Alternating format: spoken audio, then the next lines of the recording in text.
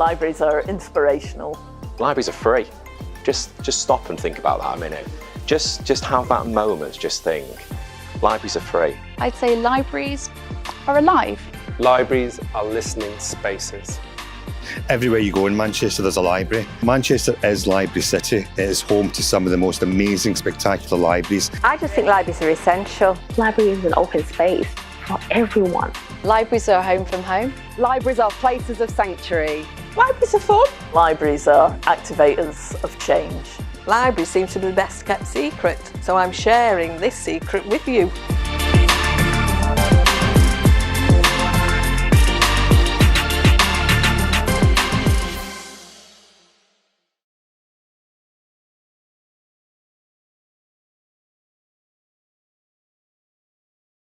Sunny Manchester, welcome to the Knowledge Exchange at the Festival of Libraries.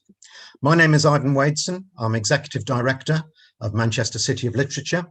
That's the organisation that manages the city's UNESCO designation on behalf of Manchester City Council, the University of Manchester, Manchester Metropolitan University, and a partnership of over 30 literary organisations, including independent publishers, writing agencies, cultural venues like Elizabeth Gaskell House and the International Anthony Burgess Foundation, and of course, libraries.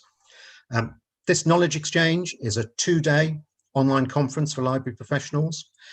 It sits within a wider public programme of over 80 events in libraries across Greater Manchester that also starts today and ends this Sunday. I do hope you'll be able to visit some of those events. There's a mixture of online, indoor and outdoor activity.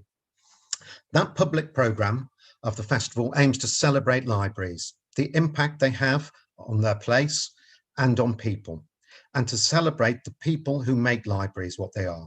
You heard from some of our Greater Manchester libraries just now. So we want to celebrate the people who work in libraries, the people who visit them, and the extraordinary stories that arise from the everyday use of libraries.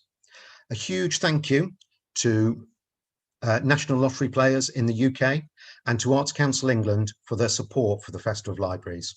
And a huge thanks to all our library partners from public, independent, academic, medical and specialist libraries who've been instrumental in delivering the first Festival of Libraries, which we hope will become an annual event. For today's event and the second day tomorrow, we have a programme of presentations, case studies, discussion and networking. The aim is to take you away from your day job momentarily, to find space to think, reflect, to meet peers, swap ideas and experiences. I hope you'll find today useful, energising and uplifting. And after the last 15 months we've all been through, we could all use that.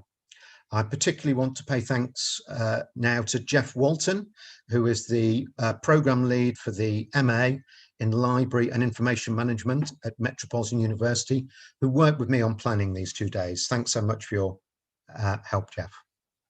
So please do avoid work distractions. Please no checking of email. Tune out that background noise and give our speakers your full attention and contribute fully to the debates and discussions for this morning and this afternoon. I'll talk more about the format of today shortly, but first I'd like to welcome Sue Williamson. Sue is Director Libraries of Arts Council England, and she'll say a few words about Arts Council England and its support for libraries. Over to you, Sue.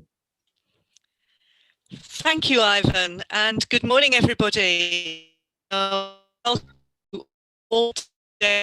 exchanges of the libraries. I'd like to proceed and to talk about England public libraries, our strategy and how that will support them. Arts Council England is the national development agency for public libraries, and this is a role that's complicated, coming as it does with no responsibility for funding the core work that takes place in our libraries, the staffing, the buildings, or the acquisitions that build collections, all of which sit with the local authority. Since the Arts Council took over this role, we've been exploring how best to fulfil it. And with our new strategy, Let's Create, we've made it very clear that we see public libraries as fundamental to the successful implementation of that strategy, stating that Public libraries reach audiences from all backgrounds and of all ages. They provide a vital resource for the development of creativity and the promise and the promotion of this strategy. And over the next 10 years, we will increase our investment in them. In the research we did for our Walton Let's Create, we heard loud and clear that people wanted culture to be rooted in their community.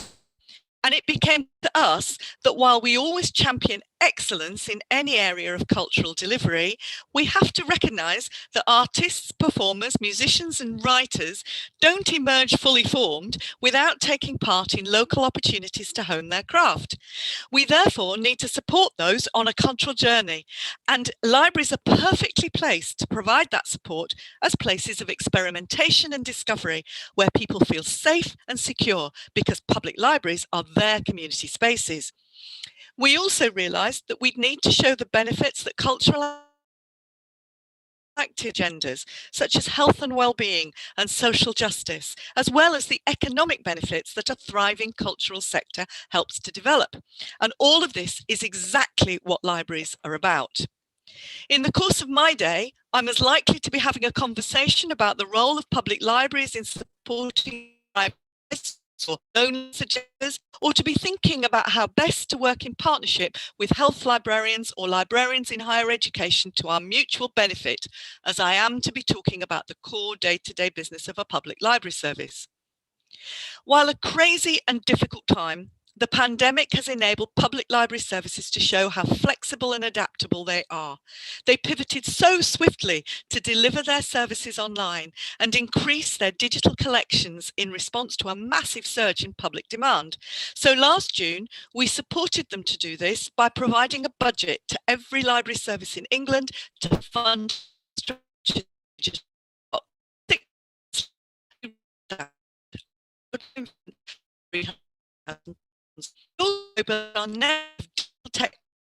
within Carol, providing webinars and the opportunity for library services to access support for their staff to develop the skills they needed to live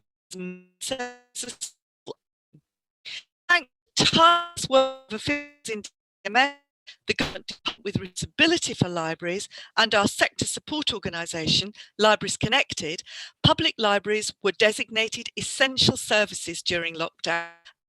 Continue to provide a click and collect service, materials, housebound and bookable PCs for those with no digital access in their homes, but who nonetheless needed to continue to apply for jobs, interact with health services and carry on with the essential admin for everyday 21st century life in a digital age. Public libraries worked hard to continue to deliver services to the most vulnerable in their communities, and some made between 30 and 40 telephone calls a day to those isolated, alone and shielding, for whom the library staffer was probably the only voice they heard, and who found themselves increasingly more and more confused in a world which expected everyone to be digitally engaged and competent.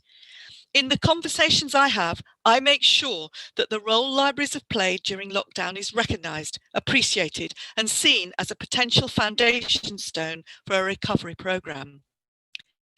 Fundamentally, Arts Counselling funding organisation using pub money to support the development of cultural activity and excellence.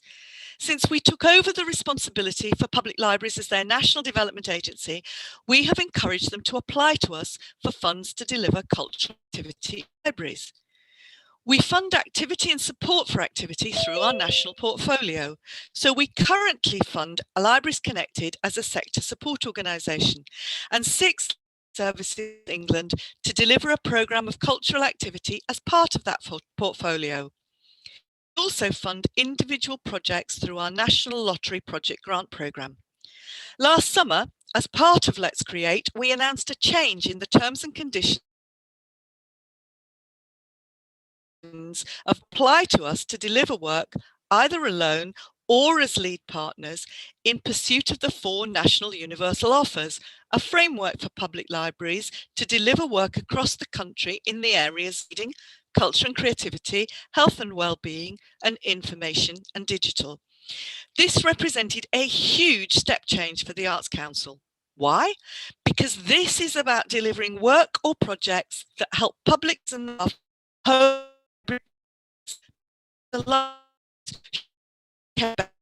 and their work better. In short, it recognised public libraries as cultural institutions in their own right. As restrictions, we hope to see library services coming to us for grants to help them continue that work in becoming better libraries, delivering better programmes and supporting their staff in developing and honing their craft. Arts Council also supports many organisations that impact on libraries. For example, we fund Book Trust, the reading agency, and some of the activity delivered by the National Literacy Trust. All those organisations support the growth of reading for pleasure and for purpose, recognising that it is only when one reads confidently and with enjoyment that reading for purpose has its greatest effect. Studies have also proved that reading for pleasure supports people in life and not just in educational attainment. Myriads of benefits, health and well-being. We support small publishing houses and are working to try and ensure that the reading offered through our libraries is as possible can be. Support festivals, celebrate authors and work which showcases reading as the magical creative act that it is. We also support organisations such as The Reader, which uses reading aloud as therapy, and Get It Loud in Libraries, which brings the gig economy and live music into public libraries across the country. Finally, I have an annual grant in aid budget for research and development.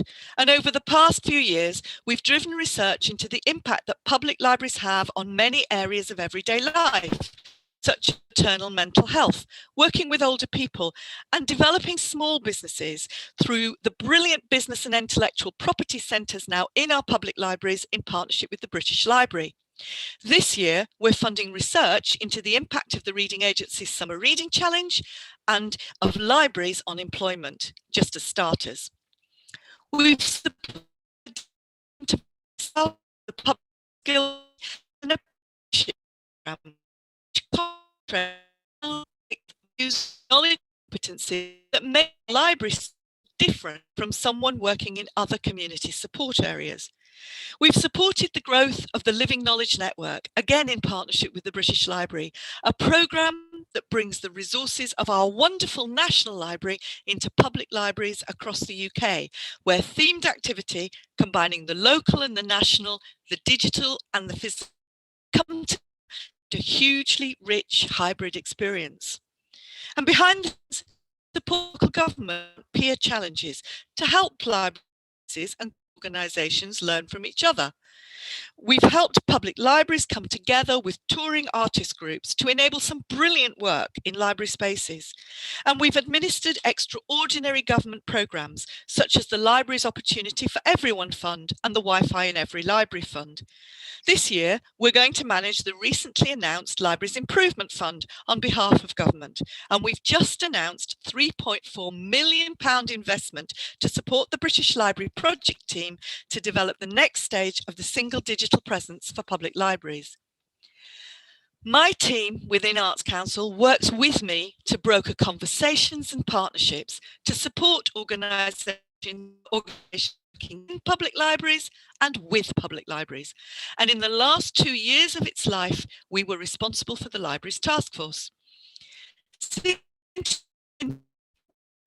came in, I've chaired the English Public Libraries Strategic Working Group, a leadership forum of key stakeholders who support working together for a better future for public libraries and contribute to or comment upon strategic decision making.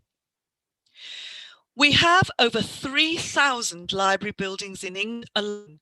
As found during doing that early research into Let's Create, they have the highest satisfaction rate of any cultural organisation, with a 70% rating. They have huge potential to deliver against national issues and concerns, such as loneliness, literacy attainment, and the digital and health literacy divides. Eric Kleinberg, public libraries are palaces for the people, places where people meet and make lasting connections. The young mum who meets other mums to read in time, begins friendships that impact on their families and their environment, forging, cementing our communities. People dip in and out of public libraries throughout their lives as we trust them to support our children with reading materials, programming and homework support, to support us with lifestyle choices, with information that helps us get that new job or find out about the agenda and planning of our local councils, with free e-audiobooks to keep us company on our walks, cycle rides or commutes, and with programs and local information and the latest bestsellers. We time looking for new interests and activity. We at Arts Council are proud to be the National Development Agency for Public Libraries, and through our new strategy and the delivery plan that we shall be announcing later this year, we plan to support them to be the best libraries that they can be for their communities. Thank you, everybody, and I hope you have a wonderful 2 days.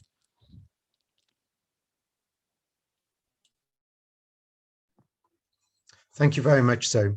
Certainly in Manchester and Greater Manchester, we've seen the role that libraries have played to be those essential services, as I'm sure many of you will. And thank you, Sue, for your advocacy and leadership and your championing role at Arts Council England. It's really noted and appreciated. So I'll say a few words about the format for today. Shortly, you'll hear from our first speaker, but just to give you an overview of the format, we're going to have 3 presentations of about 30 minutes today, with time for question and answer after each. There'll be a 5 or 10 minute break between each of those presentations, and I'll let you know exactly how long the break will be. And we have an hour's break for lunch as well. In the afternoon, we'll be discussing what we heard in small discussion groups and reflecting on what it might mean for us as individuals and for the institutions we work in. We had 100 people booked across these 2 days. There's about 20 people or so here today. And we wanted to ensure that this wasn't a large conference, that we could have some small discussion groups. Just to remind you, we are completely live. So do bear with us. We did see a large global internet outage yesterday. Fingers crossed we won't experience anything like that today. Who's here? So a lot of you have been introducing yourselves in the chat. Obviously, we have people who work in libraries across Greater Manchester, across England, and we have a lot of delegates from across England as well. Over the next 2 days, I know we have somebody on the call this morning from Pakistan. We also have Reykjavik, Iowa City, Sao Paulo, Dublin, Busan and Toronto, just to name a few. We asked a lot of you what you wanted from these 2 days, and the overwhelming main response from you all was about networking and learning from others. And we do want this to be exchange. Obviously, we have some speakers who are sharing their experiences with you, but this afternoon really will be about hearing from you and talking in those smaller groups. So please use the Q&A function within a Zoom webinar to pose questions for our speakers. Use the chat to continue to introduce yourself, but also to make any comments as you have. And if you are using social media, please use the hashtag Festival of Libraries. And could you also tag in Manchester City of Literature, which is at MCR City of Lit. That's MCR City of Lit. We're going to, before we go to our first speaker, we're just going to play you a short film. We have made, obviously, partly in response to COVID restrictions, but also to enable both Greater Manchester residents and people around the world to get a glimpse of some of our libraries here in Manchester. We've made a series of films that are mini guided tours of libraries hosted by Rosie Garland, who's a novelist, poet and performer based here in Manchester. So we'll hear from Rosie as she takes us very quickly around Central Library.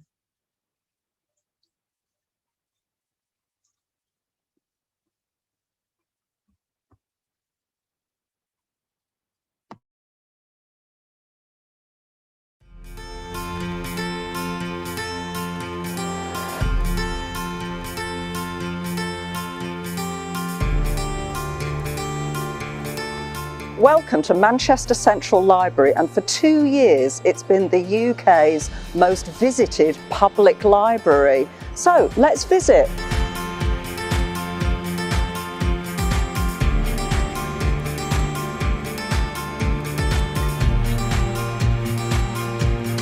And here we are at the fabulous Shakespeare Window, absolutely beautiful. And maybe you can spot which play is which. And it's worth remembering that Shakespeare was a regular schoolboy. He was one of the people. And that links beautifully to the fact that Central Library in Manchester is the people's library. So come on in when you can, get a book and settle down into the people's sitting room.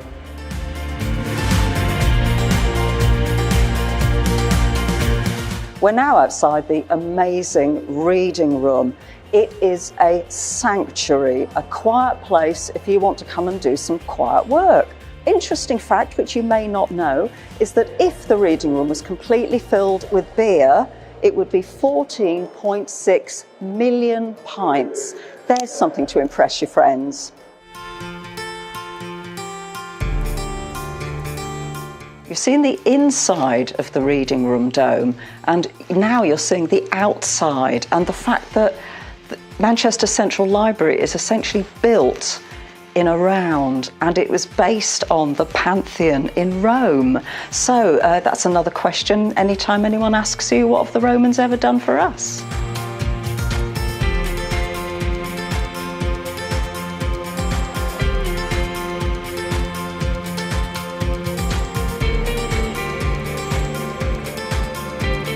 And this isn't just for decoration. In Manchester Central Library, you can come and borrow instruments and jam in the library. It just keeps getting more marvellous, doesn't it, really?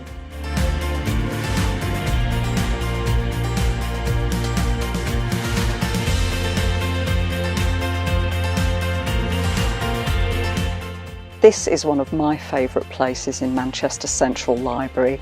The historic stacks behind the scenes, and been here since the library was built in 1934.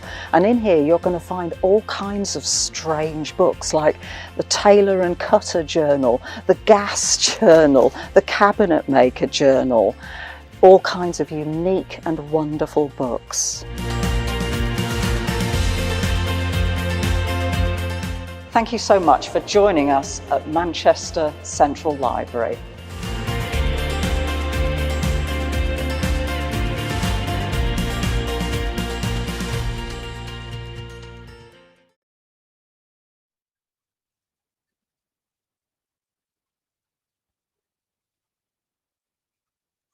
Hello everyone, I hope you enjoyed that. We're very pleased with the films and how they've turned out, and I could see there were some really positive comments in the chat about those. So excuse us while we play a few more of those during the day. But if you don't know the libraries, I think it's really important that you get to see them this way. And for those of you who do, I'm hoping you're finding out something new about the libraries. Okay, I'm going to hand over to our first speaker now. That's Shirley Yearwood-Jackman from the University of Liverpool. We've asked Shirley to talk on the theme of trust. In these fractured times, what does trust still mean for libraries as institutions are no longer being trusted? What's the role of libraries, and what's the role of library staff? So delighted to welcome Shirley. Thank you so much for being with us, Shirley, and I'll hand over to you now. It's much appreciated, Ivan. I really want to thank you and the Manchester City of Literature for inviting me to be with you today to present at this knowledge exchange. It forms part of this magnificent festival, and I'm truly honoured to be with you, albeit virtually. And to have this opportunity to share with colleagues my thoughts on trust and our role as information professionals in this post-truth world. I'm going to just share my slides now.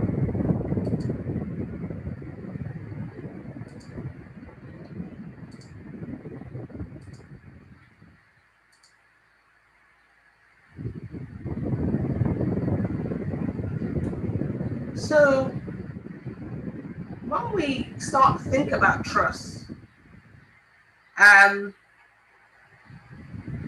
think the thing that struck me when I was asked to deliver this keynote was, when I think about this year, it's driven home to me that trust is a valued attribute, characteristic, even a commodity, and something that we want to preserve and value in society. The alternative is a world I don't want to live in, a world where democracy is under threat, anarchy seems around the corner, and at worst, it results in real harm, literally life-threatening harm. If we could not see the impact of a world where trust is not a prized attribute before, after this year, I think it is clear what is staring us in the face. And so libraries really do have to play a part in this, in addressing trust. And I think one of the key questions that we have is, what is trust? What do we mean by trust? You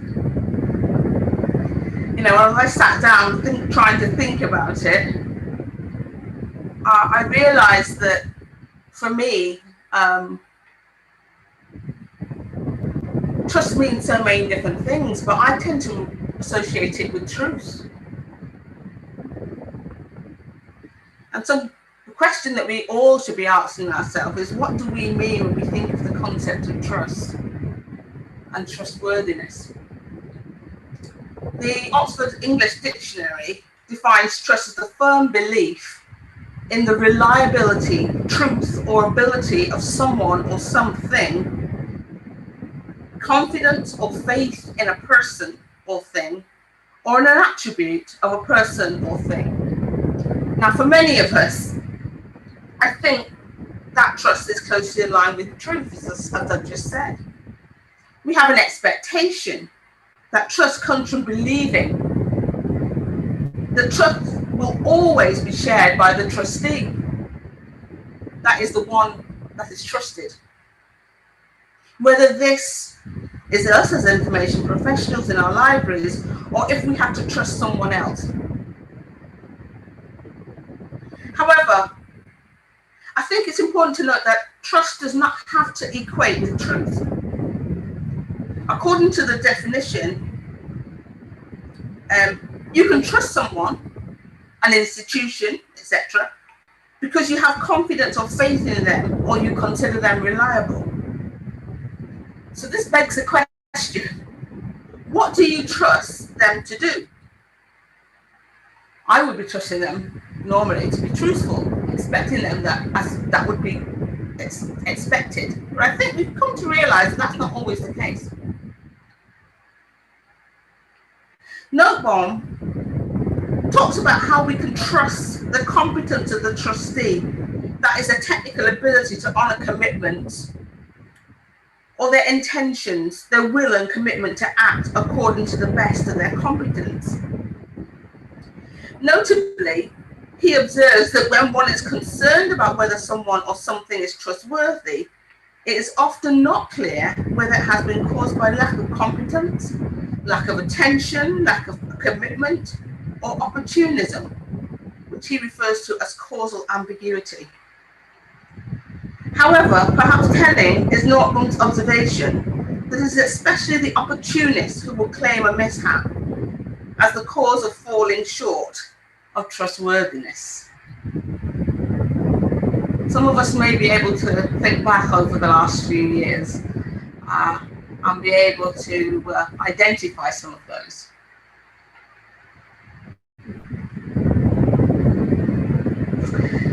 However,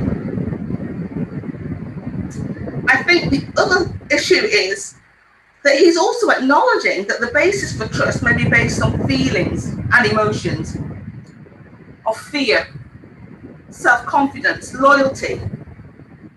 to the trusted one. Justice, morality, view of society, view of man. And that all depends on character, experience, or culture.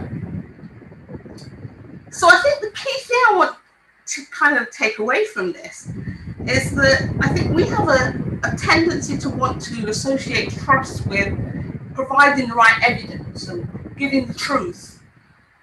But that's not necessarily how people perceive trust or how they really act in practice.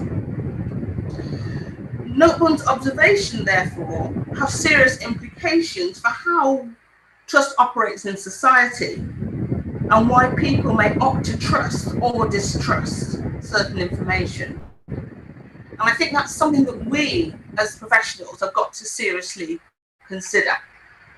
We can't assume that people will trust the truth because there may be other factors at play that determine why they trust or distrust information.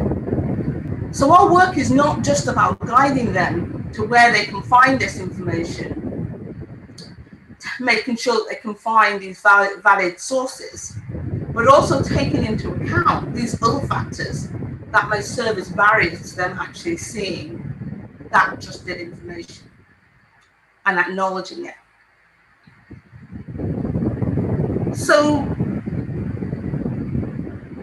one of the things as well that this limited understanding of trust has become clear that living in what has become known as the post-truth world,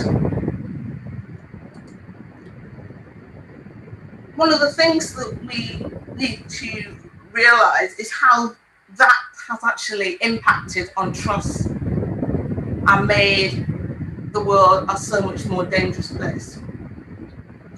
Post-truth is defined in the Oxford English Dictionary as relating to or denoting circumstances in which objective facts are less influential in shaping political debate or public opinion than appeals to emotion and personal belief. And that's really, really important. Megan Bolton, in her article on digital disinformation and the targeting of effect, says that while propaganda and news media have always sought to hook our emotions as a means of grabbing attention, the targeting of emotion and affect is today central and prevalent within the ongoing media battle to shape, influence, and control public and political opinions.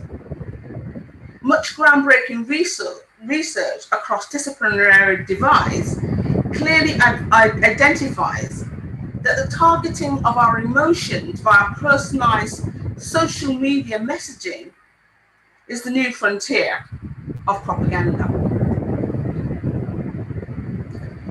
The work of Brasilia and Chin also sheds further light on how our post-truth world is impacting the way that people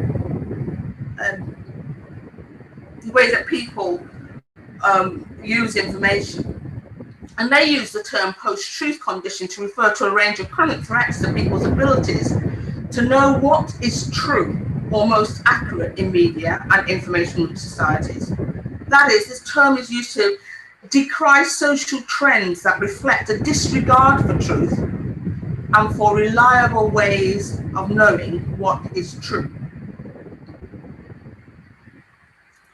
Many post-truth phenomena are troubling because inaccurate information, rumours, and conspiracy theories can then severely harm people's ability to make wide health, environmental, political, social, and economic decisions at a time when the stakes involved in these decisions are becoming increasingly high. And we've seen that. We've seen that this year particularly, but it's something that has been a rising trend. So the fuel then that helps to advance the post-truth world is the ease with which large amounts of false information can be cheaply and easily created and shared via the internet. Therefore, the advances in online and digital technology is what has facilitated the post-truth world, whilst also bringing myriad benefits as well. However, as Ofcom rightfully notes in its 2021 report on understanding online false information, what makes false information particularly concerning is not simply that it is false, but rather that people, just put this up for me, but rather that people always, just lost my just take a moment.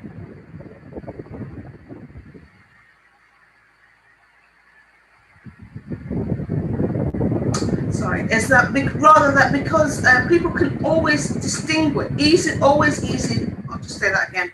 What makes false information particularly concerning is not simply that it is false, but rather that people cannot always easily distinguish between information which is or isn't trustworthy. False and misleading information can be harmful if it prompts people to make choices and decisions that they would not have made, or enter mental states they would not have reached if they had not been exposed to that information. At the root, then, is a concern to ensure that people are able to gain access to trusted information, and that they have a toolkit to help them to evaluate false information, whether that information be misinformation or disinformation.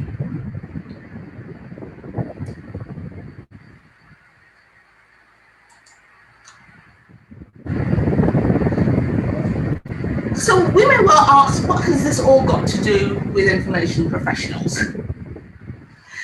Well, I think in this audience, I think we know that we are, the information literacy skills is at the core of what we do.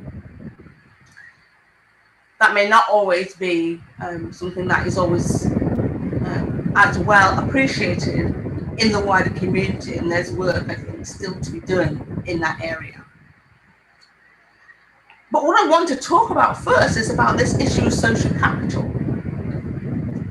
Now, when we look at the studies that have been done on libraries, and we look at what emerges about the value of libraries, it is this issue of social capital.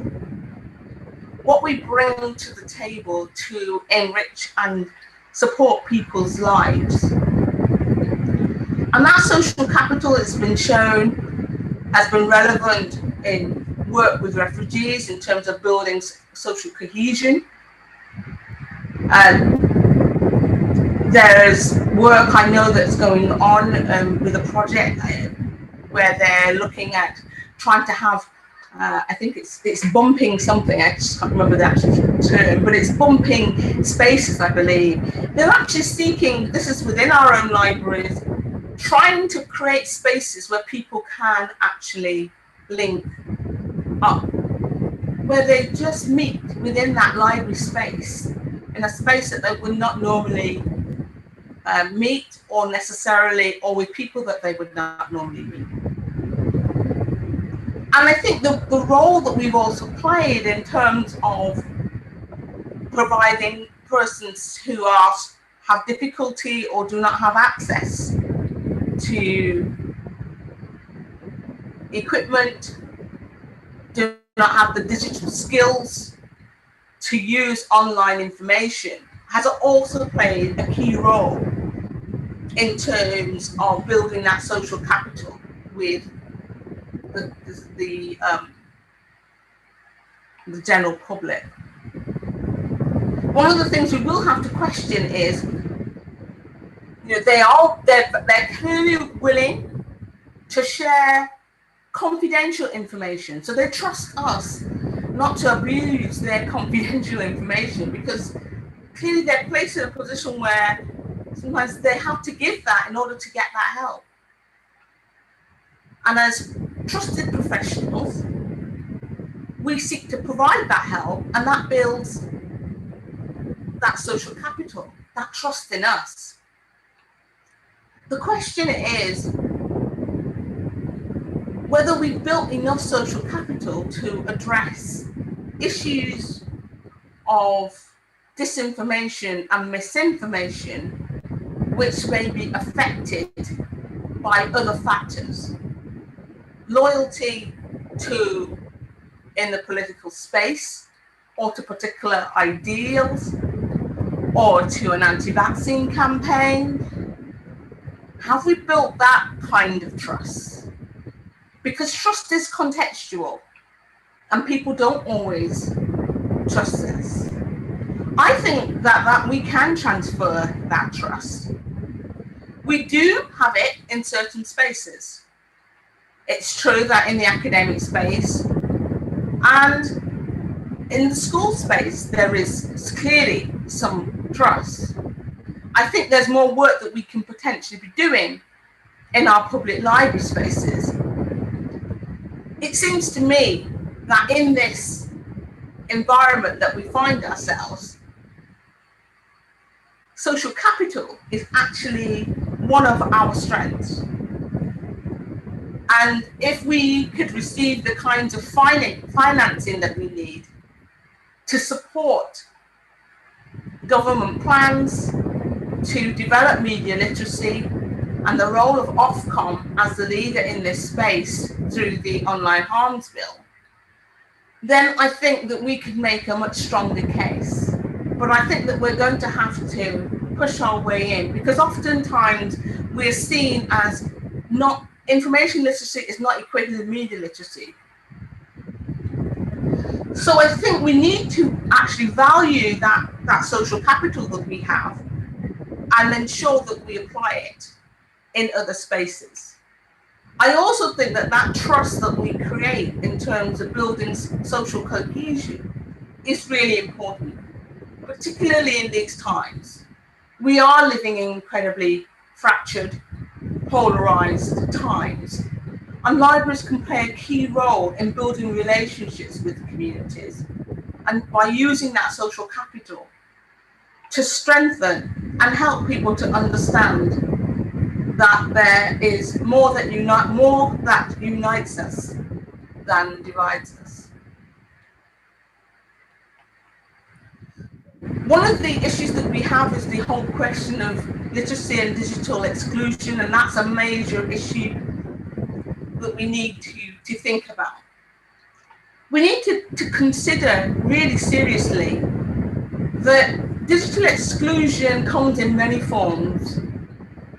And the Good Thing Foundation have recently noted how many people are actually struggling with lack of appropriate digital skills, digital hardware. But even for people who you would not expect to have problems, there are issues of Wi-Fi, broadband. There are issues around the types of machines that they have. You know, do you have a Chromebook? Can you download anything to your machine when you need to? There are all these kinds of challenges that present themselves.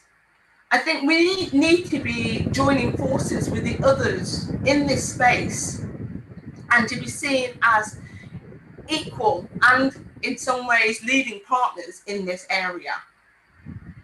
Digital exclusion means that you can't access resources. And before you even get to digital exclusion, the other area is of course literacy. There's a massive problem in terms of those who can read effectively, who can access the digital space because they're not confident in writing or in reading. And they don't have perhaps the skills to use their resources effectively. We can help with that. And we need to be actively out there fighting that fight. We need to be seen by government and the general public as part of the conversation and not let it be left to other sectors to take up the battle that is truly ours. So we return to critical thinking. I'm not going to talk too much about evaluation and critical thinking because I think for this audience, you all know about that. You know about the importance of developing those skills in this time. If people cannot evaluate information effectively, if they cannot critically look at the information that is provided to them, then they're not going to be able to manage in a post-truth world. They can't identify, they can't even start to identify. But I think one of the things that I want to focus on right now is the fact that many commentators who are also looking at this issue of how do we address the issue of people navigating this space, understanding fake news and being able to recognize it and understand what is trusted and what is not, have realized that this is not an easy space. It's not easy, even if you've got skills to do this. It's easy to take the position, oh, well, it's all fake. I'll just go with my opinion instead. And so psychologists and others have come forward to also start to, and educationists, start to look at this space. So I want to share with you some suggestions that have come through about how we might address curriculum by one commentator in this space. So this is some recommendations which have been put through, because what they realized was that we need to recognize that information is difficult. Accessing and finding this information is difficult, and that the traditional tools which we use need to be improved. They need to be tweaked and developed for the big challenge that we are facing. Because, as I've said before, the harm that we receive is harm that could cost us our life. So what they've suggested is that we need to design increasingly for authentic learning environments. It's not enough to provide easy kinds of resources in our training, which suggests that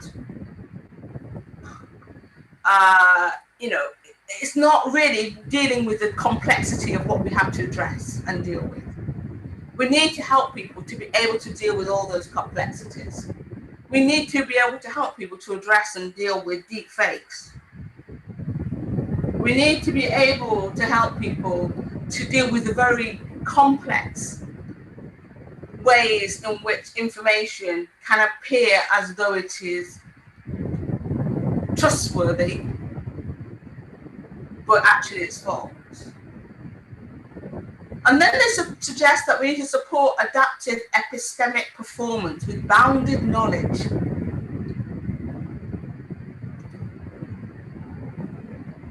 So one of the things that they need to recognize is that we can't just kind of come at it from one perspective. They're suggesting that we need to come at it from a multidisciplinary perspective, and it, in a sense that we'll need to, where we can, look at providing and embedding this kind of training throughout the curriculum. That's something that would be particularly important in the school and academic context, but it could well be for public libraries that we develop training and courses, but virtually or in person, which seek to help people through this type of learning. We need to conduct explorations into knowing.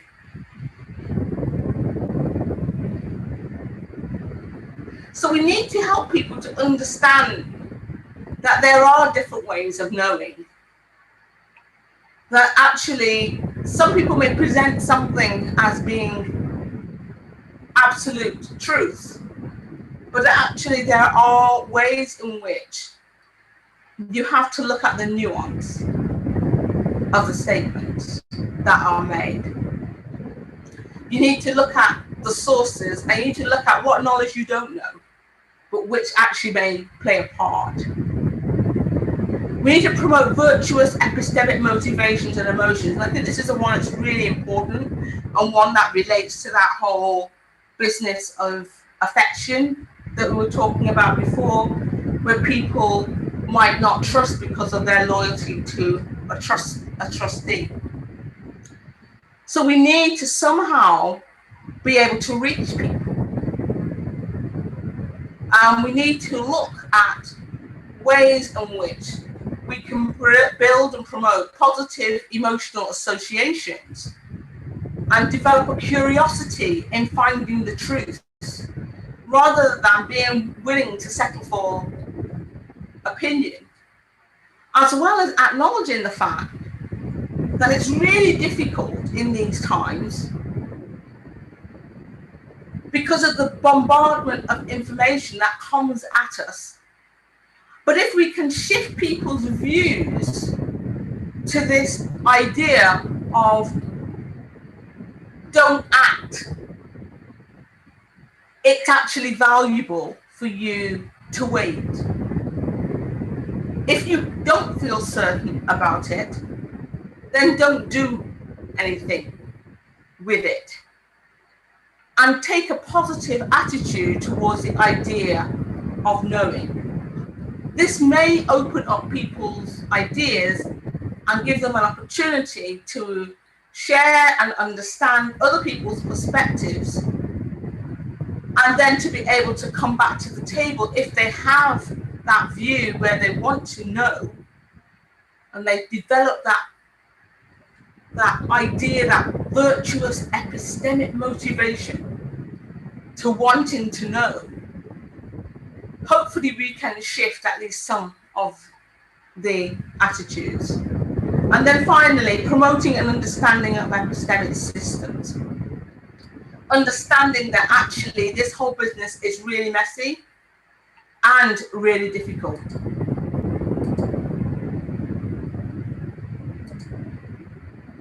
So I think, we need to start thinking to ourselves about looking at other ways in which we might influence or rather design the way that we conduct our sessions.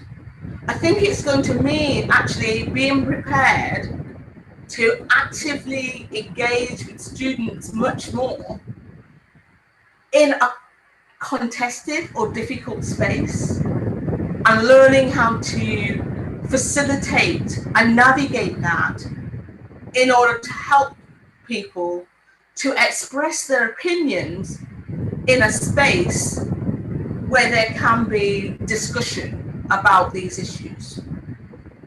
Because it is complex. It's not simply a tick box exercise. And we need to work actively to look at those pedagogies now and see if what we have can be improved. I think they can.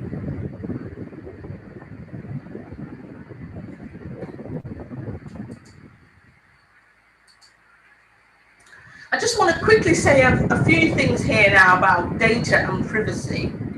I think it's really, really important that we realise the importance of actively teaching students about data and privacy. And actually, not only students, all citizens. We've seen the problems that have arisen. And I think this actually was at the heart of the DCMS all-party committee, where they were looking at disinformation.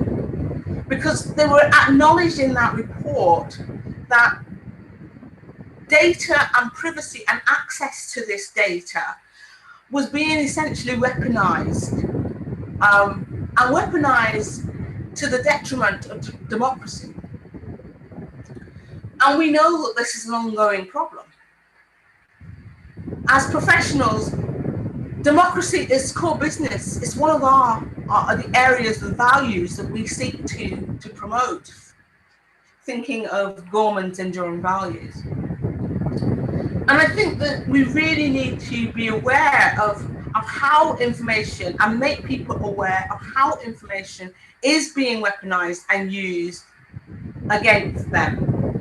In the 2020 election, it became, Channel 4 had reported that it was clear that they were targeting black voters in particular, as they had done in the previous election, sharing certain kinds of information to impact the vote, and that they were also doing the same thing with white voters, and they were able to use that data. There is some suggestion that it was the same kind of data that had been acquired from the Cambridge Analytica scandal.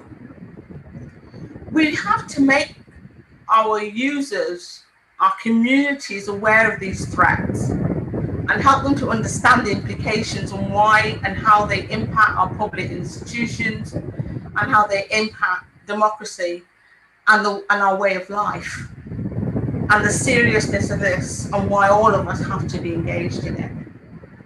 Again, the issue of trust and what trust means to different people is at play here. This is not easy, because if for you trust is loyalty to the trustee, who is themselves responsible for this action, well then you have got to find mechanisms to change that. And this is why I've suggested that we have to start thinking about new ways of curriculum design for information literacy, media literacy, for critical thinking skills for our students. And just finally now, I just want to kind of just finish just talking about trust and stewardship. Gorman put at the center of his enduring values stewardship, looking at after collections, access to information, you know, those core skills that we have. And one of the reasons that he spoke so passionately about it in the book is because he said that we had a responsibility as memory institutions to reflect the trueness of the past, present, and future. We needed to ensure that we were collecting resources, that we were ensuring that we gave our users and communities opportunities to access all information. And I think that trust, and the trust that we have, or that we will be able to continue to have, particularly through that which we have gained in terms of social capital, will be seriously eroded if we don't acknowledge and recognize this responsibility. We've had a lot of discussion recently around decolonizing collections, diversifying collections. This work is about telling the full story. It's not about removing stories. It's about making visible stories, information that has been invisible. It's about considering how we catalogue and present that information to the public so that they do have an opportunity to understand their past in all its fullness, that we represent the interest of all members of our society, that we seek to understand each other effectively, and that we actually discover that there is more that unites us than divides us. Thank you.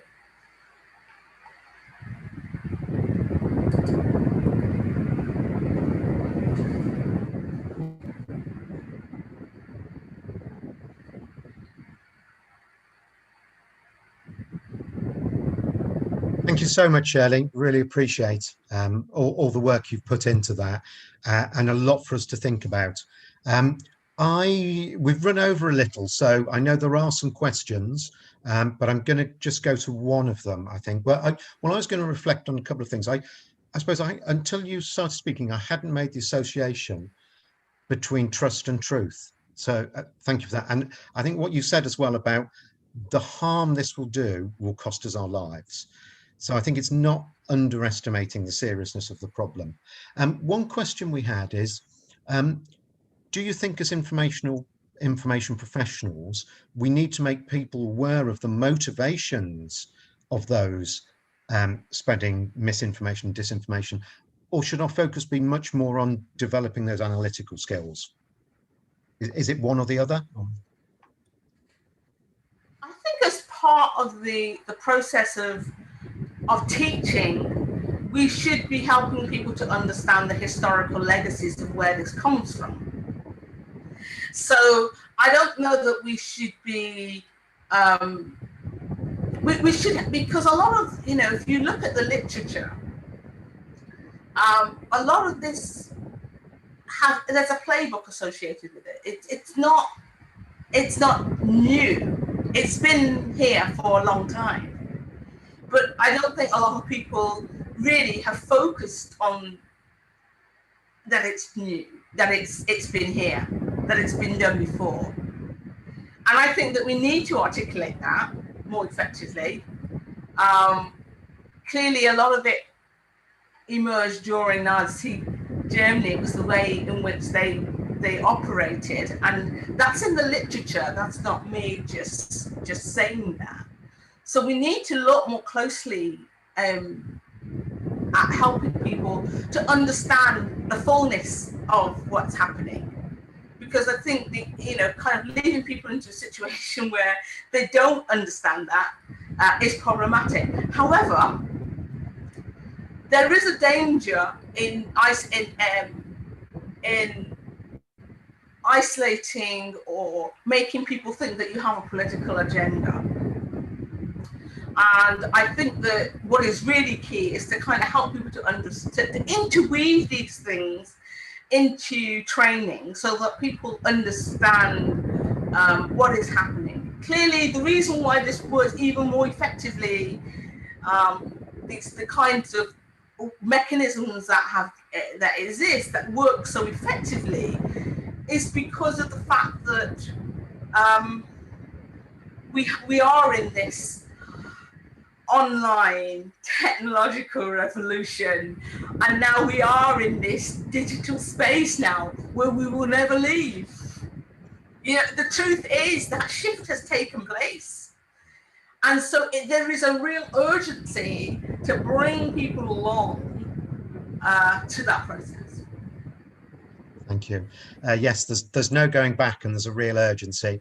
I hope you all delegates are feeling suitably inspired and fired up to take on that fight and that challenge, rather than a bit overawed. But I think, Shirley, you gave some really practical things to think about there around social capital, about the role of government and Ofcom, and about the toolkits and the ways that we can support that thinking. What we're going to do now, and sorry for those of you who asked questions, we didn't get to them. We did have a request if we could get the text from Shirley, and we'll talk to you, Shirley, offline about that to share with delegates. I was just going to mention, it's been posted in the chat, there is a workshop on fake news by colleagues at Manchester Metropolitan University on the 11th of June, hosted, I think, ironically or purposefully, on Facebook. So do join that. That is about identifying how you can spot fake news. What we're going to do now is take a 5-minute break. It's 10 past 11.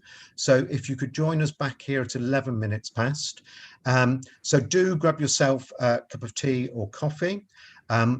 Be back here at 11:15 promptly. If you do want to stay, we'll be showing another film about libraries. If you aren't stepping away, don't worry, we can send you links to where you can view them at your own leisure. Okay, so see you at 11:15. Thank you very much, and thank you again, Shirley. Really appreciate that.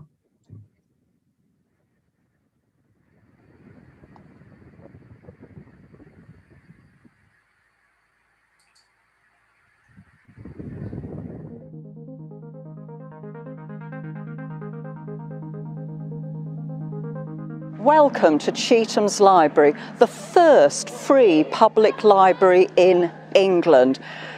But it didn't start that way. It's been a Norman wooden castle, it's been an arsenal, it's been a chapel, it's been a priest's house, it's been a gunpowder store, it's a miracle it's still here, and it's been a manor house, and finally, from 1653, it was a library.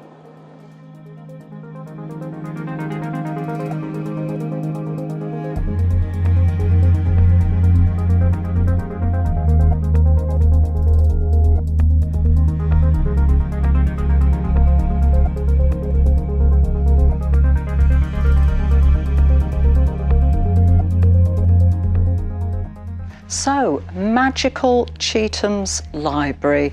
It's the oldest public library in the English-speaking world, and there's no membership fee. As soon as it opens, you can visit for free and come and enjoy this beautiful space.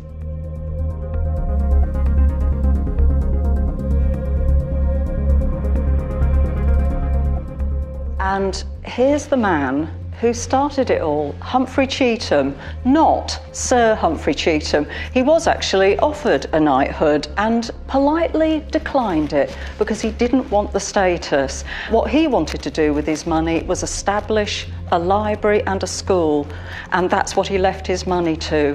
He left his money to establish a school for poor boys in Manchester, and he also set up a library, which is right here, the original chained library.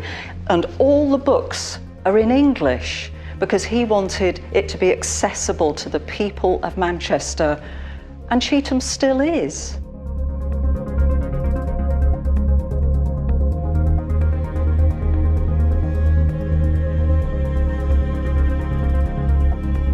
One of the many wonderful things about being in Cheatham's Library today is being able to take you behind the scenes to a part of the library people aren't normally able to see. Follow me.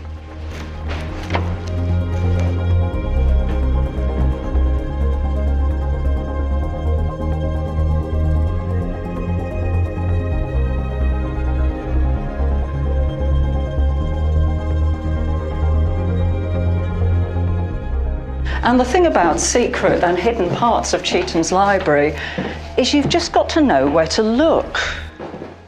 And where we're looking now is at the original ceiling, still in place, and this beautiful plasterwork, all of which is very lovely. But what we want to show you now is a secret in Cheatham's, and it's this at the end of this table. Now, one of the most famous people to live and work at Cheatham's was Dr. Dee. He was sent here by Elizabeth I, apparently to get some peace and quiet, but that didn't happen. He was a man fascinated by alchemy, an early form of science. And he was doing his experiments and conjured a demon. He tried to chase the demon off, but the demon wasn't very happy about this, and so stamped its hoof on this table. So this is Manchester's genuine devil's footprint, and it's in Cheatham's Library.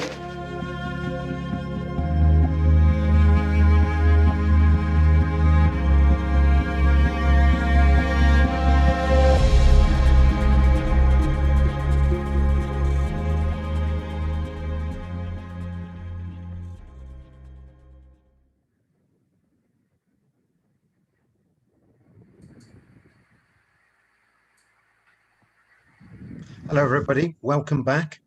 I hope you managed to get a quick drink in that break.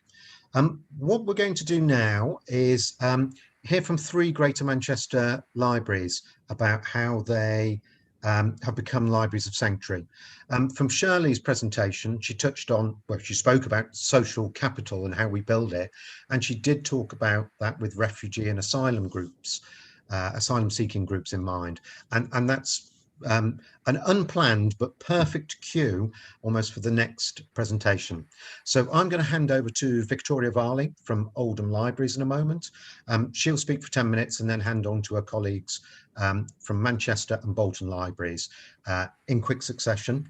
And so you'll hear from all three about how they're delivering this. Okay, so over to you, Victoria. Okay, thank you, Ivan. I'm going to try and share my screen.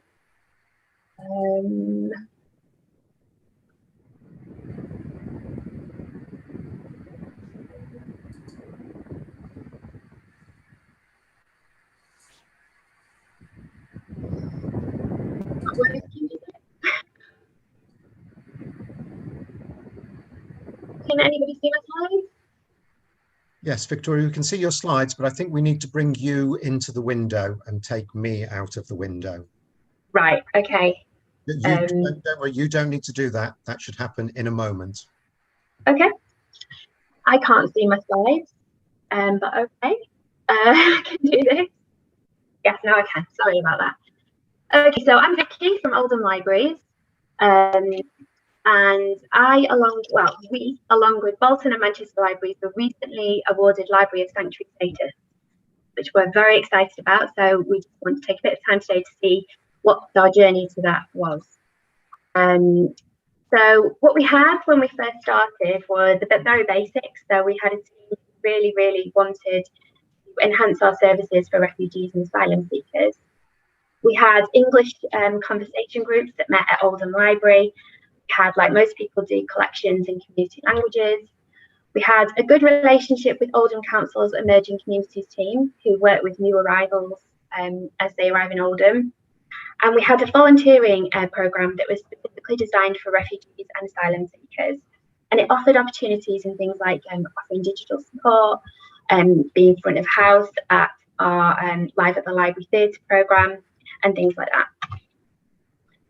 And then in 2019, alongside Manchester and Bolton, we were awarded money from the Controlling Migration Fund, which is a great fund with a horrible name to enhance our services. So with that money, we expanded our English learning circles to 3 libraries. So they were Northmoor, Chadderton and Oldham, which were libraries and places where we knew new arrivals were settling.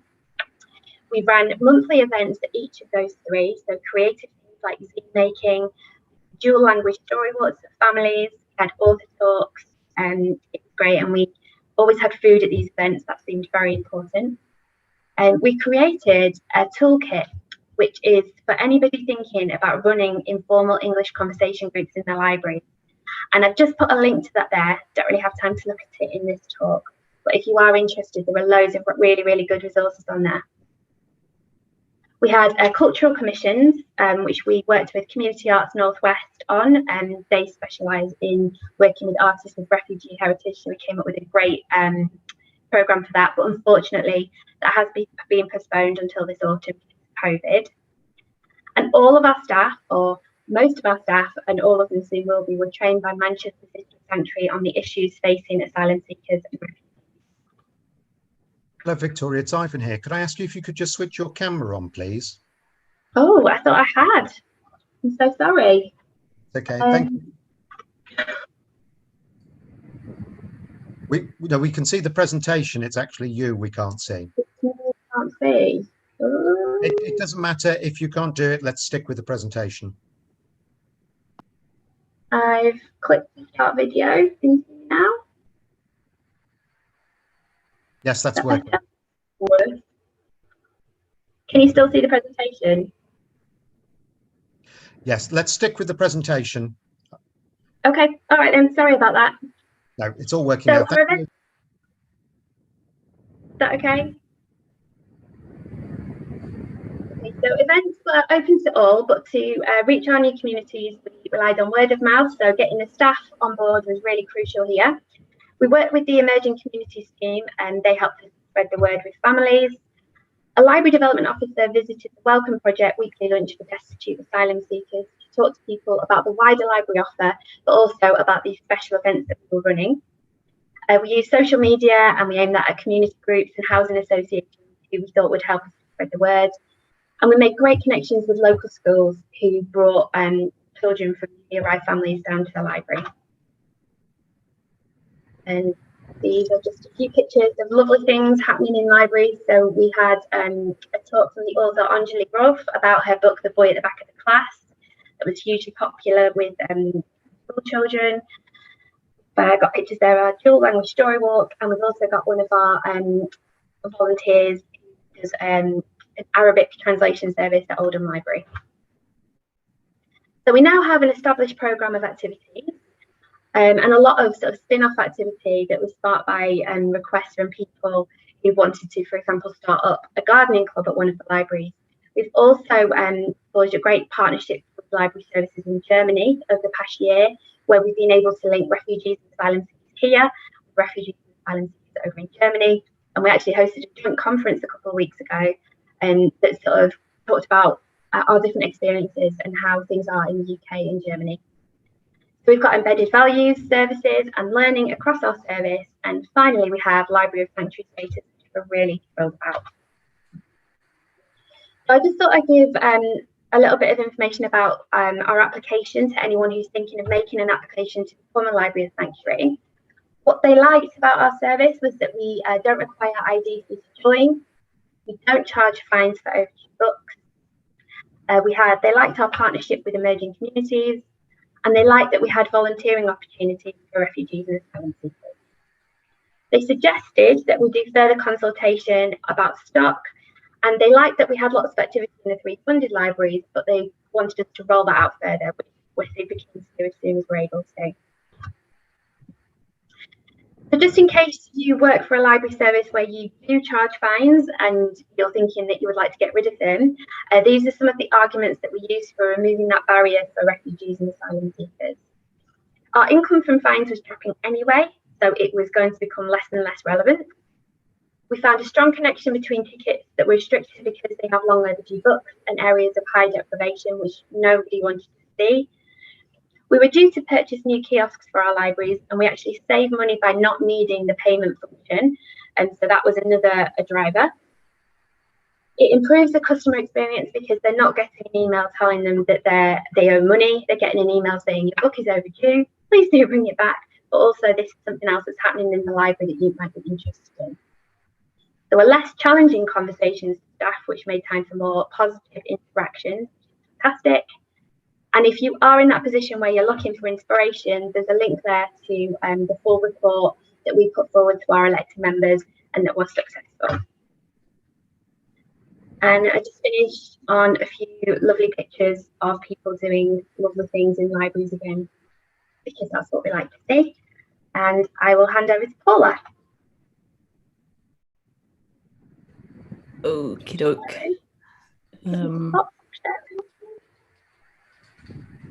Hi, right, just give me a second to get my share screen.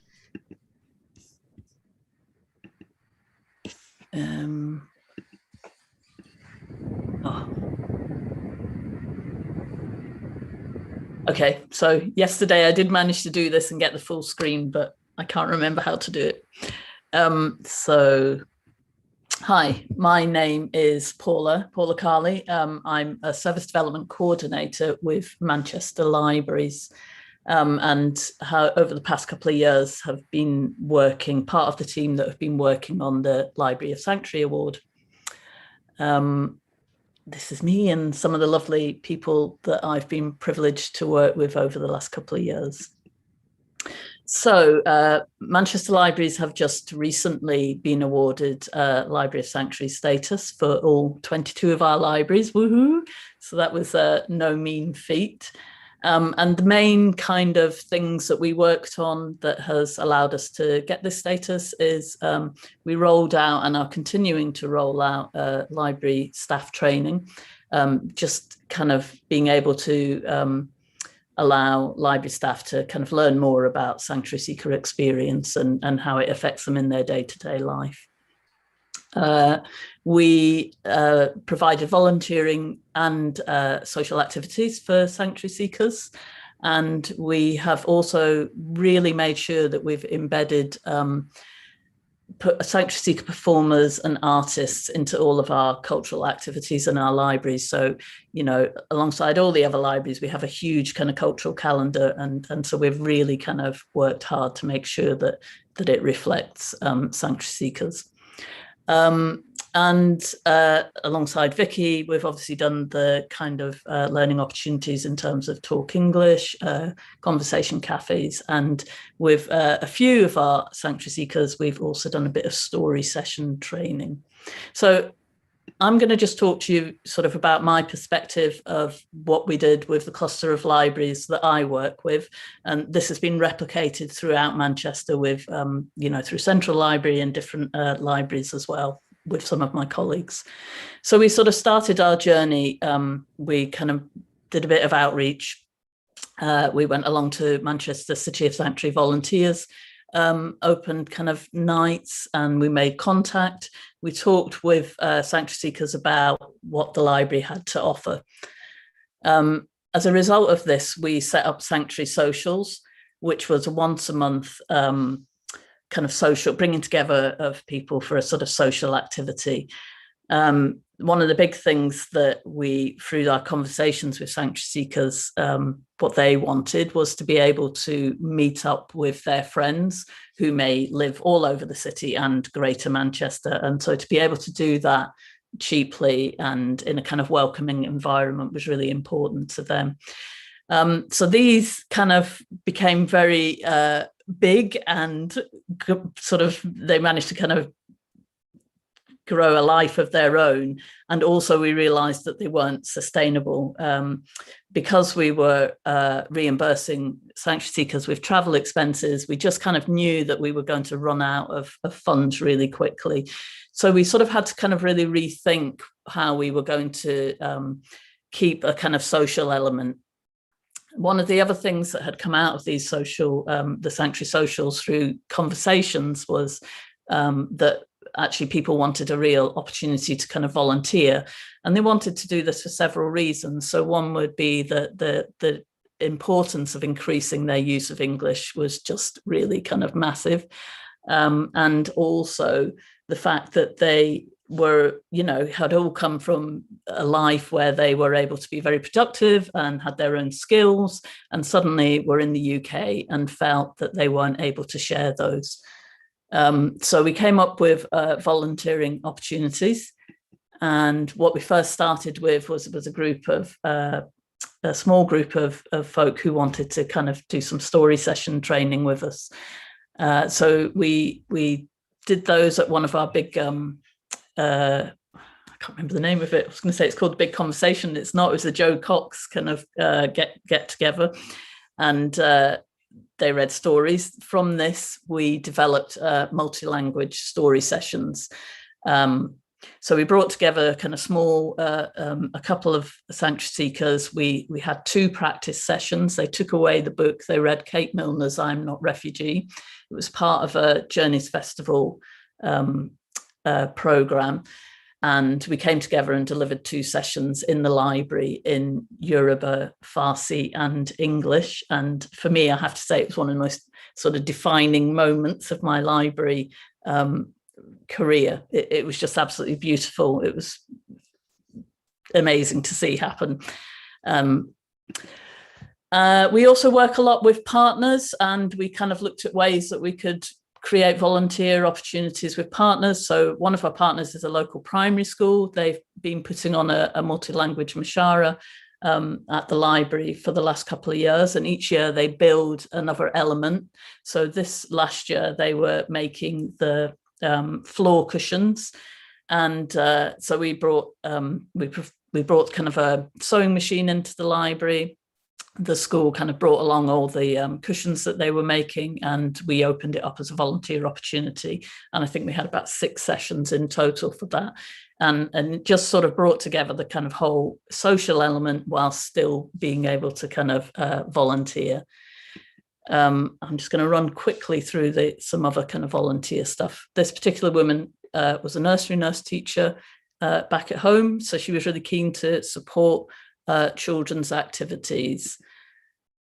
And so the other thing that was really important that we were doing was making sure that, as I talked earlier about our kind of cultural activities, really making sure that they reflected, and that when we were buying in people, that we were looking to, not just from our usual pool of artists and performers, but kind of really reaching out to others as well from a sanctuary seeker background. So we've been running fun palaces in libraries like most other people, and from quite early on we've had Rethink, Rebuild and Celebrating Syria have been coming along to those and providing us with fantastic Syrian coffee and snack refreshments and talking to people about Syrian culture. Through them, we met an amazing fine artist, Mania, who has, she's delivered sessions in the library doing lovely clay portraits. And she's also was one of our artists working from home commissions that we commissioned last summer during lockdown. And she developed a screen printing activity that was put on all our social media. So these are some of the clay portraits that were developed. We've had this an Arabic calligrapher as well. He's been very, very popular, Abdullah. So he's come along to quite a lot of our sessions and ran the Arabic calligraphy. Everybody loves him, loves making their own names out of Arabic. We've worked with a few asylum seeker choirs, so WAST Choir, Women's Voices Choir. They've come along to various different events that we've had. So not just our kind of International Mother Language Day, but we ran a project called This Vibrant Thing a few years ago, so they came along to that. If you ever get the chance to see Dibba, which is an Iranian dance group, they are absolutely amazing, and you have to get them into your library. They're really exuberant and fun. And here we have Celebrating Syria doing some poetry. I'm going to skip ahead a few. So one of the things that sort of happened for obviously alongside everybody else was the last year of lockdowns, and we had to really rethink how we might be able to work with the sanctuary seekers that we've been working with. So one of the first things we did was we got involved with the virtual giant dolls house, and we delivered artist packs to sanctuary seekers and then ran 2 Zoom sessions with City of Sanctuary. And we developed with the sanctuary seekers, they developed these rooms of a doll's house, which were then displayed online as part of the bigger project. Also last year, we ran 4 sessions with Refugee Voices, which was with refugees in who have settled in various parts of the world. And they talked about their experiences. So we ran 4 of those sessions with Natakalam and Ben & Jerry's. Ben & Jerry's actually fund those. So if any libraries are looking to put those on, it's really worth getting in touch with Natakalam. And finally, a project that we ran to support our Fun Palaces last year when we were providing Fun Palace packs was that we worked with a group of sanctuary seekers on a recipe project that we kind of talked with them about them sharing a recipe that had some kind of emotional connection for them. And we created these really beautiful kind of recipe cards. And that's a kind of project that we're sort of trying to kind of keep as an ongoing project. So that's just a few of the different kinds of things that we've done with in our libraries. As I said, I have other colleagues who've been working more specifically in other areas of Manchester libraries, and they've done similar joined up things and some separate things as well. But it has been quite an incredible journey, and just feel very, very blessed to have met some amazing people along the way. And that's me, not very much, over 10 minutes. Thank you very much. And how do I get out? Sorry about this. There we go. Great.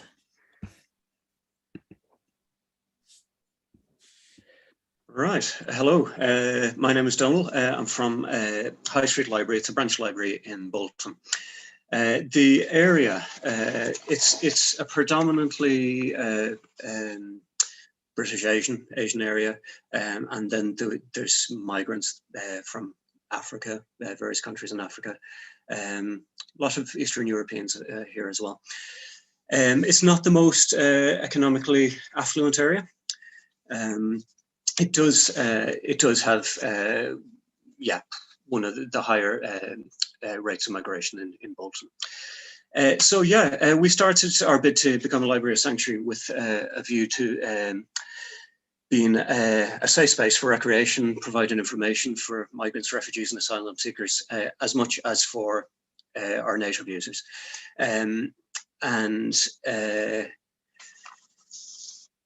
Here's how we did it. So we started off with a party and a consultation. Victoria mentioned food earlier, and yeah, food kind of brings people out of the woodwork. I guess as an Irishman, I come from a drinking culture, but food might be more predominant with other people. So yes, and true enough, people did come out of the woodwork. And what we used the party as an opportunity, first of all, to showcase what we already have. You know, I spoke to customers like en masse, but also we handed out flyers. We had photographs of various activities in progress. And videos as well, so people could see what we already had. But then we also had just paper, simple tick box sheets that we were trying to suss out interest in, you know, potential activities. You know, would you be interested in a cinema? You know, would you be interested in Tai Chi, Zumba? And we had activities both for children and adults. There was also a space at the bottom for people to come up with their own ideas and suggest things that we mightn't have thought of ourselves. So yeah, we got some mad ideas, such as having an aviary and a petting zoo upstairs, but we did get some sensible ideas as well, and we acted on those. So some of the things that we actually came up with. Right, first of all, we have rooms upstairs for hire. So well, actually, first of all, we had a Talk English group that used to come and they used to hire the room, but then, like everyone else, the funding was an issue with them. But on the back of a Library of Sanctuary bid, we had an arrangement that basically they could have the room for free for that year. Now, also in return, what they did is they provided training for staff in the library service to potentially run classes such as that themselves. So yeah, we got the exact same training that the Talk English teachers got themselves. So which, you know, even if we don't end up running the classes ourselves, it's just useful in dealing with people for whom English isn't a first language. They are, as it happens, going to continue on this year, you know, post-COVID. We set up a women's group. Now, it was important that this was a women's group because it was mind, body and soul, and due to the nature of the area, again, predominantly Muslim, due to the nature of the things they'll be talking about, women's health, exercise, just, yeah, it was suited just for women. Otherwise, we wouldn't have got the people turning up that we would have. So it was an outside charity that came in and we worked together putting that on. They also put on extra one-off events besides the weekly Mind, Body, Soul group, a domestic violence conference, a conference on women's cancers, you know, which was great to have right in the area, you know, just promoting the health aspect. Then to sort of balance out the women's group, we've got a men's group, again, in working with a local charity, the BMWT, Bolton Muslim Welfare Trust, and that was for men over 50, and that was a social group, you know, so as to have a place outside of mosque, you know, where, you know, you can have more casual conversations, have a bit of a gossip or whatever. And again, that does focus on well-being and health. And of course, they're just, you know, gearing up to get back. We started off with 1 day a week, then it expanded to 2. And in my last conversation, they want to expand to 3, especially post-COVID, because groups like that, just to bring people back out into the community and to mix, are hugely important. Then on to, in no particular order, another charity we joined up with, Knit and Get Fit. The idea, and that kind of came through the consultation as well, you know, would people be interested in knitting or not? Turns out they were and are. And again, it's something that people can do. Language isn't a barrier. Because it's kind of show and follow, and people know how to knit themselves. But it was a place, along with the knitting, there's food, and people can just chat to each other. They can join together on a project to knit things for charity. But also we combined it, crazily enough, with we call it Knit and Get Fit, and it's half knitting and half Tai Chi and Zumba. So it's an opportunity, and again, it's a women's only group because of the exercise part, where people, they can take part in just either or they can take part in both. But it was something that was needed in the community, and yeah, just it's a very relaxed way for people to get together to meet. Language isn't an issue, but you know, those conversations can start for people to get to know each other. Making use of staff skills, we started a knitting group for children, and again, you know, a great way for children to mix with no pressure, because they're there for the knitting. They're not there to make friends, they think, but you know, the agenda behind it all is, to get everybody mixing, to give a purpose, and just integrate everybody in society. I mean, integration is, you know, a huge part of the whole thing. And, you know, behind all of these events, all of these things that we put on, they, you know, they're for everybody. You know, our approach to Library Sanctuary was it's for the community as well as people who come into the community. It's to get everybody to mix and for it's all to rise together. A PS4, we got that. FIFA's on continuous repeat here in this library. Honest to God, if you have 300 quid, I think it's the best, you know, way to spend it. It reaches out to the difficult to reach teenagers, teenage boys in particular. We have a whole bunch of games, but you know, that it would appeal to everybody, but if FIFA is the far and away runner, and they'll all just gather around, people from just all areas, and just play. And you know, a lot of it, they'll just be looking at somebody else playing, but slowly in that way they do, you know, people kind of, you know, they'll end up playing a game with somebody else and they have all bonded. I've heard some just great friendship stories that have developed out of that. We've had games days for families where, you know, we you know, sometimes we do a game where, you know, I'd lead it off as a big group game, but then we'd also have boxes of games that people can actually take and play in the library anytime, not just on games day. So, you know, we kind of focused on things like top trumps, games that anybody can play. And also, you know, we get, let's say, articulate 5-second rule games that we'd get the children's version so that they'd also be of use to ESOL classes as well. I'm nearing the end now. I see, I'm looking at the watch. One other thing, music was a big thing. We've got in some musical instruments, and the important thing with that is to get a headphone splitter. So that makes it fun. That makes it an event where all the people can join together and hear each other play. And we've expanded that, you know, to get a mixer, guitars, electronic drums, the idea being to form bands. But even we just leave the keyboard out all the time, and people just come up and play and, you know, join in with each other. Music, it's the universal language.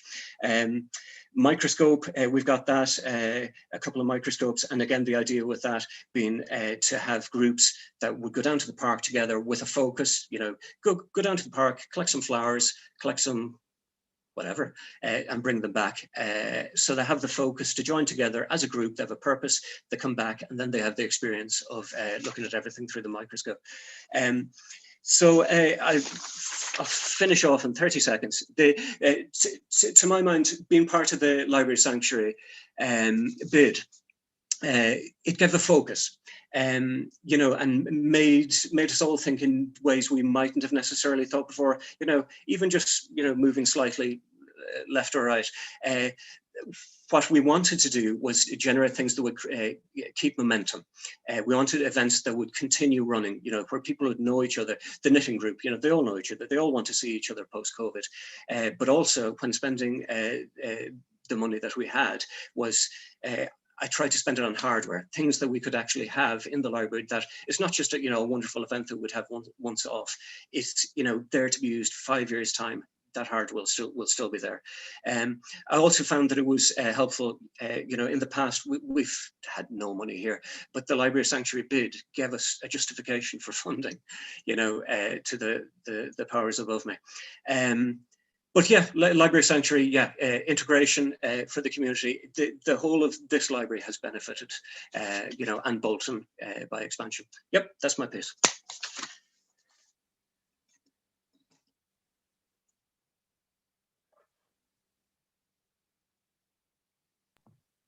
Thank you so much, Donal. Thank you so much, Paula. Thank you so much, Victoria. You'll be pleased to know, well, I'm going to, there's one quick question for you, Donal.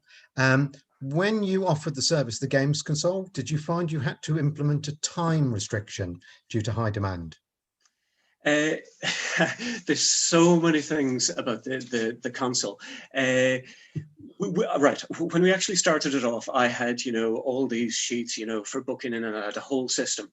But as it went on, I kind of went with the flow. And what actually happened was that, you know, which was great. The kids, teenagers, developed a sense of autonomy, and they kind of grew up themselves by doing it, because they learned how to share, and because they knew we'd step in if they didn't. We did have a time system, yeah. Each game was, it was about 8 minutes long, just so that everybody could actually continue. And of course, yeah, the kids that know how would change the time, but you know, we'd pick up on that, or somebody else would say, but then somebody would realize there'd be a consequence. But essentially, we would actually, in general, just hand over the consoles and just, you know, be in the background, keeping an eye, and only at busy times, when there was, well, particularly when there'd be new people that came in, we'd create a list, and then we'd arrange for who would play with who. But no, it was easier on staff, and it was just a good experience for the users themselves to just learn how to cooperate and work with each other. And just one final thing, if anybody's worried about, you know, the technical aspects of a PlayStation, the kids will know. You know, just let them sort them out. So. Yeah, thank you. I love that idea of let the people dictate time, duration, and training. Victoria, we had some requests if you could post the links to the conversation classes and also the link to the notes about fines into the chat. And if you could post that into chat for all delegates, that would be great. And obviously, delegates, you'll all get copies of slides as well. I just wanted to have all four of you here to say two quick things. This whole process about working on the Festival of Libraries has been an utter joy, and it's been particular joy because talking to people like you and hearing the work you do, and discovering new things. I've been living in Manchester 22 years, and I think hearing all three of you just makes me even more proud of where I live and the work that our libraries are doing. And there's been some wonderful comments in the chat, which I hope you'll all see, applauding what you're doing. And certainly the was it the Seeking Sanctuary session, somebody's described it, with apologies to this conference, but as the only genuinely moving course they've been on in 30 years. So it's truly inspiring work that you're doing. Thank you so much for that. Really appreciate it. And thank you, Victoria, for those links. We're going to take, it's just 11:51 now. We're going to take a 5-minute break, and we'll be back for our last speaker of this afternoon. Huge thanks, Donal, Paula, and Victoria. We'll play another video, and we'll be back at 11:56. So see you shortly. Thank you very much, everyone.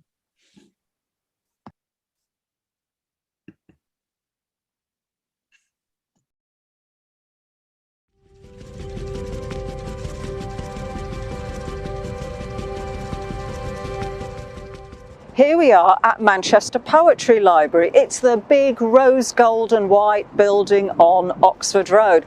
And as you can tell, we're right in the busy heart of the city. Manchester Poetry Library is a growing library. It's brand new and it's your library. You can become a part of it. So come in and join in. Welcome to Manchester Poetry Library. It's the first poetry library in the Northwest and it's growing.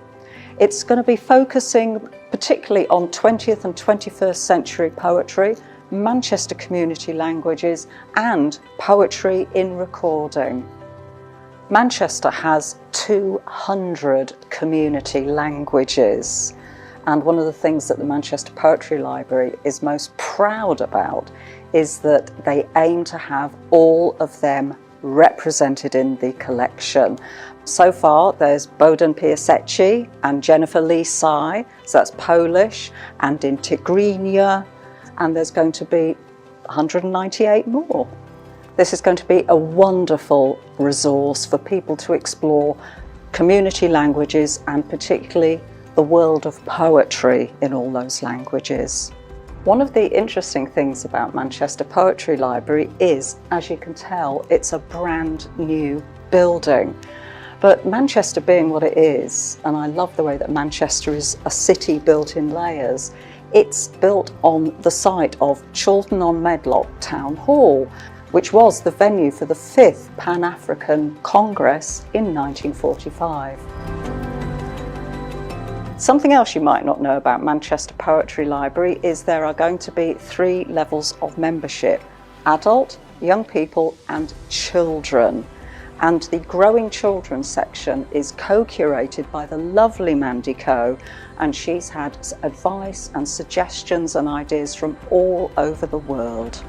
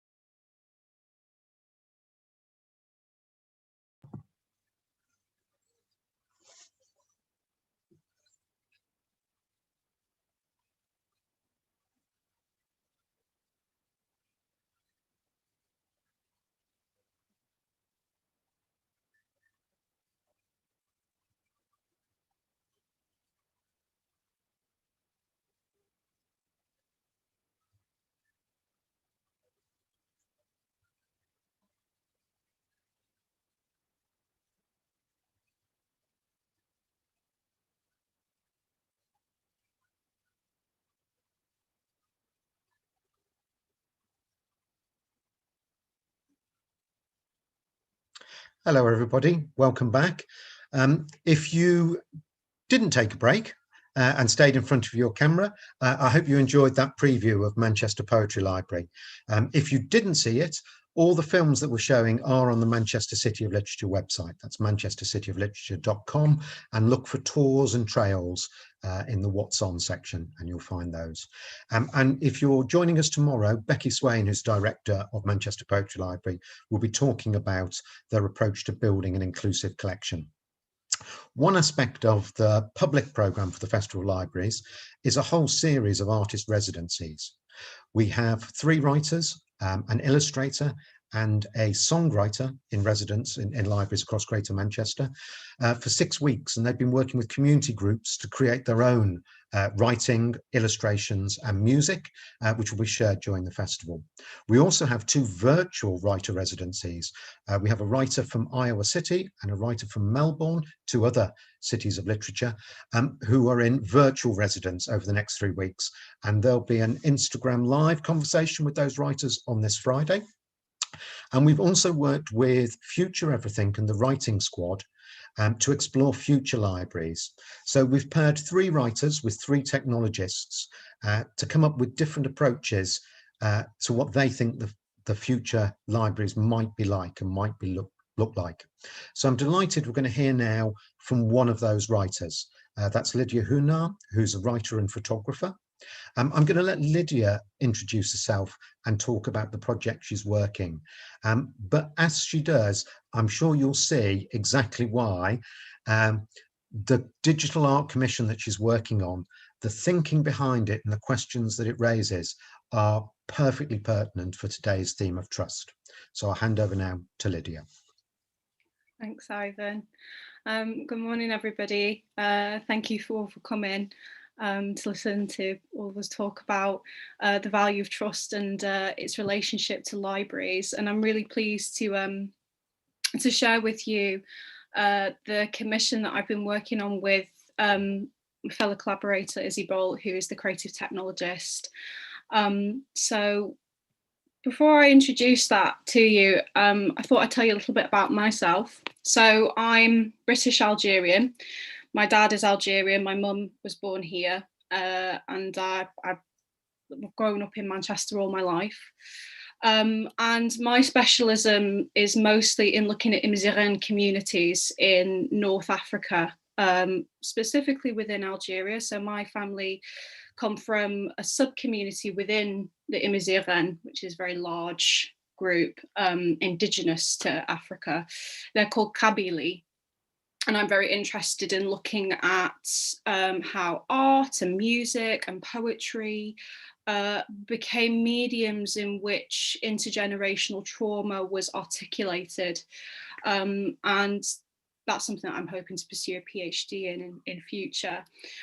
So with that in mind, I am often having to look for the truth in what is essentially a very, very vague pool of information about something that has kind of been displaced through colonialism and through empire and imperialism for millennia. So that is one reason why libraries are extremely important to me. And I've been using libraries all my life. Before Ivan, before we presented this presentation together, I was telling Ivan about how my local library that I grew up with is about a 2-minute walk just around the corner from me, and that I've been going there since I was in my mum's belly, and that the librarians there watched me grow up, and they still know me, they still see me. And so libraries, more than just going and borrowing books, it's a memory. It's part of who we are, of how we stitch ourselves together. And the librarians almost become friends, family even, because of how we work with them. In the end, as a child, I'd go in and I'd be looking for the rainbow fish, and that wouldn't be available, the hungry caterpillar, and that wouldn't be available because another child had taken it out. But the librarians knew which children's books I would really like and which ones would really make me laugh. And so taste intersects. You forge these really strong relationships with librarians. So that's a pertinent thing to think about when we talk about trust and about forging relationships with librarians. So when I applied for this opportunity, I was looking to think about that personal relationship that we have with librarians and readers, and how a locus, how the sense of place of where a library is situated can be pulled through, and how a readership can define a library's catalogue, how we need to start getting better as a community by being able to ask librarians what we want. Especially in academia, I found, that a lot of the students, my peers that I was at university with, there was this meekness, this worry about asking librarians for what we wanted. And I suppose there's lots of different reasons behind that, to do with class, to do with finance, all sorts of different things, demand as well. But I also wonder, how much is the readership out there really directing the library catalogue today, and how in future technology might actually come to help or aid the possibility of the readership directing the library catalogue, and librarians as well, how technology might facilitate librarians implementing their own interests into the library catalogue, and how that can become a database that both users and librarian staff can trust. Library staff can actually invest in and say, this is representative of us. So the commission idea that I had with Izzy Bolt, and I actually need to talk a bit about Izzy Bolt first of all. She's so she is wonderful. She's a digital artist, and she's worked with numerous events and things around Manchester, namely Warehouse Project. She's done a lot with computing, but she also has a mutual background in anthropology, similar to me. And when we were paired together, we were talking about mutual interests that we had in relationships and previous experiences we'd had with the library. And one of the things that we came across is that when we were writing our essays, it wouldn't be until later on, after we'd submitted, that we'd look back at our bibliography and we'd learned something new about our specialism that was wrong in our essay. But now we'd found another book that was actually much more suitable or faithful to what we were working on. Me, for example, I did my master's on a jacket called the Karakou, which originates from Algeria. And it's been appropriated for decades by lots of different fashion designers. And when I went to find the historical research on that, some of the books that I was getting from the library, I didn't realize were actually perpetuating the erasure of Algerian voices, of indigenous voices, and were actually objects of propaganda. And it was really sort of quite worrisome, because in a way my essay ended up becoming part of that. So we were thinking about fact checking, and can you really trust what you're holding, and what information does a readership in a library need in order to be able to know exactly what they're borrowing. I've likened this to sort of when you're cooking a meal. Everything that's going into that meal. And it's a similar thing, how do libraries, bring those books into the room? How do they come to be in the library? How are they bought? What systems are there? How much are librarians working with specialists? How much do the librarians know within themselves? It's really up to the readership really to decide whether there's a book out there that they can trust. Is this true? That's up to the reader. It's not the librarian to project those opinions, but are there things that the librarian or that the library can do to be more transparent about where these books are coming from, and the context around those publications. So those were the things that we were talking about, and we were thinking, is there a tool out there that we could create that would facilitate that transparency? And from there on, things began to change and evolve. One of the things that we've said about this project is that it's not finished, it's still in development. The idea is still evolving, and that is how we're going to present it. It would be impossible to conceive an idea such as this within 6 weeks and it be there and ready. We want this to be an ongoing conversation, and we want to invite librarians, library staff, people, students, academics, anybody, the public, everybody is invited to feedback on this and think about ways in which we can make this better. So the initial idea was that we would create 2 chatbots that would explore the utopic and dystopian possibilities or the narratives around sentient libraries and digital library assistants. You know, how would a chatbot be able to help a person find something in the catalogue? And, you know, how would it perhaps be able to suggest other texts that are pertinent to what that person is looking for? On the other hand, what if there was a chatbot out there that, you know, was taking advantage of that, and rather than facilitating a dialogue with a reader and, you know, helping direct them to, you know, texts that they might be interested in, what if there was a chatbot that had an agenda to bombard that user with information that the chatbot was interested in? And what would that do in future? You know, if technology like that was in the wrong hands politically, what sort of information or misinformation could be being thrown at a reader from a chatbot with an agenda to mislead, distract, misinform? So we came up with 2 chatbots, Candy and Saucer. Saucer being the utopic chatbot, Candy being the dystopian chatbot, and we amalgamated their names. I'll explain why Candy is called Candy in a second, and why Saucer is called Saucer. And initially it was about building collections and contexts around publications, but now the idea has changed. It's more about the reader is invited to suggest a text, and then this is Saucer I'm talking about now, sorry. You know, the reader is invited to suggest a text around, you know, books that define Manchester. It takes that book, it adds it to the database, it says here are these other suggestions that previous users have added, and then in future Saucer will create these context pools around how the different books that have been suggested, how they actually connect to one another, how their subject matter corresponds to one another, where their contexts overlap, the period of time in which those books were written. And also, you know, then there's the background information, you know, the genre, where it's placed in the library.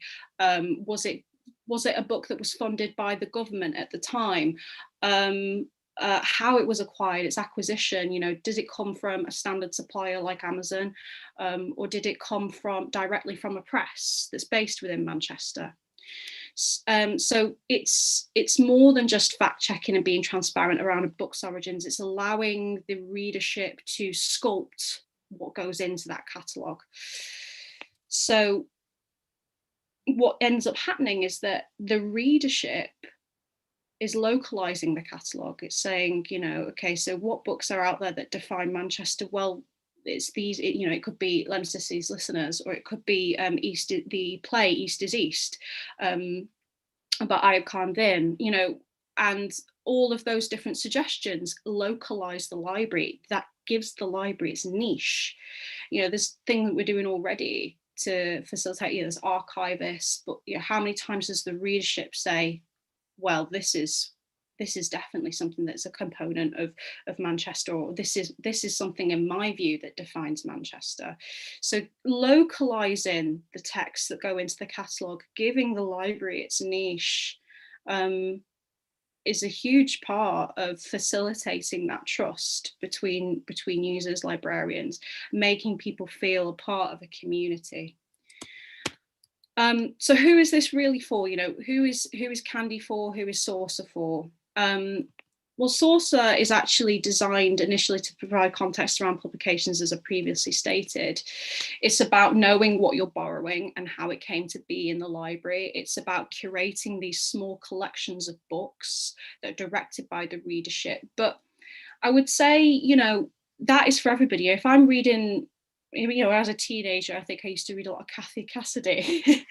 Maybe, you know, I might suggest that book, and then, you know, it directs me as, you know, a young adult reader to other Cathy Cassidy books, or another author that, you know, is similar to Cathy Cassidy. But I think that it could be particularly invaluable to researchers, academics, students, creative practitioners, people who are looking for, you know, say they found one interdisciplinary artist who's investigating the intersections between writing and photography, you know, somebody like Edouard Levy, they might then want to look at somebody else who does that. You know, they might be, okay, maybe look at Tracy Emin or something. And, you know, there'll be different contexts. And, you know, you can take these two very, very different artists, two very different interdisciplinary practitioners, and merge them together based on similar different topics that they're looking at, but translating those topics or translating those emotions into very different types of work and really broadening the horizons. And that could be something that really changes how people network with the texts that they're using to carry out their research or to investigate their influences. Candy, on the other hand, is the dystopian narrative. It's the idea that, you know, misinformation is becoming a problem in society, and we need to be aware of that. We need to be aware of how we navigate a world where the truth and the lie are overlapping and becoming increasingly indiscernible. And it's about facilitating awareness and cognizance. It's something to play around with. It's a game, if anything, but it's a game with a warning. And I suppose, you know, the earlier we start, you know, teaching younger people about how misinformation works and the importance of fact checking and the importance of protecting yourself and protecting technology as well, preserving technology away from these kinds of abuses with misinformation. It's that's going to change, you know, the way that future generations think. It's something that we need to start doing now. I think, you know, there's people having conversations about that, about how many people are actually like working with something that is doing that, has a purpose to do that. You know, how many people are actually talking to a chatbot that, you know, is showing you. And the reason that Candy is called Candy is because Candy's agenda is to bombard users with candy floss related materials. We had to pick a topic or something that was seemingly harmless and bombard users with texts, videos, things that weren't even in the catalogue, ask users to buy those books so they would end up in the library catalogue, use coercive language to encourage users to be distracted. We picked candy floss because it seemed like a harmless topic, but actually, you know, as you go further on into the conversation, I don't want to spoil it completely, when people do go and look into the chatbots throughout the festival, you know, it gets increasingly volatile and it starts making demands out of you, and suddenly you feel a bit uncomfortable, like, I'm not sure if I want to do that. But, you know, you can't progress with Candy unless you say, yeah, okay, I'll buy you these books. So it becomes blackmail. That kind of technology in the wrong hands could do something really, you know, could do something pretty terrible. But it's possible, you know, it's possible that public institutions can become, can be subsumed by these kinds of political agendas. And they already have been, from looking in with museums to galleries. You know, this is not, you know, the public institutions are certainly, you know, they're vulnerable to this. So it's anticipating those technological advances before they happen and thinking, how are we going to actually work around that? And by showing people the consequences or an idea of a consequence like Candy, people are prepared in a way, or can start thinking about how to combat that before it's even happened. So just to give you a snippet look of what Saucer looks like, initially it opens up with a chat box that asks you to give a book about Manchester, and then it directs you to the community reading catalogue, and then it shows you all of the books that have already been sourced, well, they've already been suggested rather, and then you can click on here's some books that Source was sourced already. And I curated a list of 5 books. Myself and Izzy, we implemented it into the frame of the website. And these 5 books, they're Len Grant's Regeneration Manchester, that was published last year. One of them is the MacDonald Inquiry from 1988. The other is Multi-Racist Britain, also published in 1988, which is a collection of essays on anti-racist activism. And then there's Moss-Eyed Stories, published by Common Words, and that was edited by Martin de Mello. And then there's also Primary by Clement Cooper, the photographer, who's also Manchester based. And these books, they're all very different. 2 of them are quite academic reportages, and then the other 3 are sort of quite artistic, or they're documentary photography. And we pulled them together based on their context, about diversity, about representing Manchester in its diversity. And we found ways in which they could intersect. And this is the point. What we're thinking is, could a chatbot do that? Could technology do that? Could technology bring together, texts that seemingly have nothing to do with one another and give them context, give them a niche that people would be interested in, that people could access and say, oh yeah, this would really help me with my research. That's the potentiality and of Sorcerer. We want to expand it, we want to develop it, we want to make it look really expansive, and merge other catalogues from all over the world potentially. This is an eternal project. You could keep doing this forever and ever, with books from the past to books in the in the future. And then this is a snippet of the dialogue that you have with Candy. So there's demands, type give me candy for more, and then it gives you these facts, and then it starts suggesting all of this material, and then it asks you to speak to the librarian. Will you buy this book? And it does get sort of more absurd and less relevant as things go on. And that's the danger, when the library catalogue no longer becomes relevant to the conversation. It's just the chatbot with its agenda, guiding the conversation, not actually, taking the autonomy away from its readership. So that's something to just kind of prepare yourselves for if you do go and look at the chatbots later. So we've had lots of conversations, myself and Izzy was very, very passionate about accessibility, making something like this, whether it we continue expanding the chatbot idea, or whether it changes, whether we use it as a piece of software, how we could make this more accessible. So we want to include translations, we want to perhaps give it physicality rather than it being a chatbot. Maybe it could be that you swipe your hand over the spine of a book and it tells you the information about this book, its genre, where it was acquired. Hear it in different languages. Maybe it's in Braille. Essentially making software, or making the technological modality of which it's currently in at present, expanding it, making it more accessible for people who might struggle with hearing, or who may be deaf or blind, facilitating the universality of this technology's use. But also collaborating with other libraries and readers internationally, localizing their catalogues, giving people, seeing the diversity of other people's suggestions around the world, what's relevant to them, what's relevant to the librarian, what's relevant to their interests, bringing those frontline librarians and their thoughts and feelings back into guiding the library catalogue, and expanding its knowledge of texts.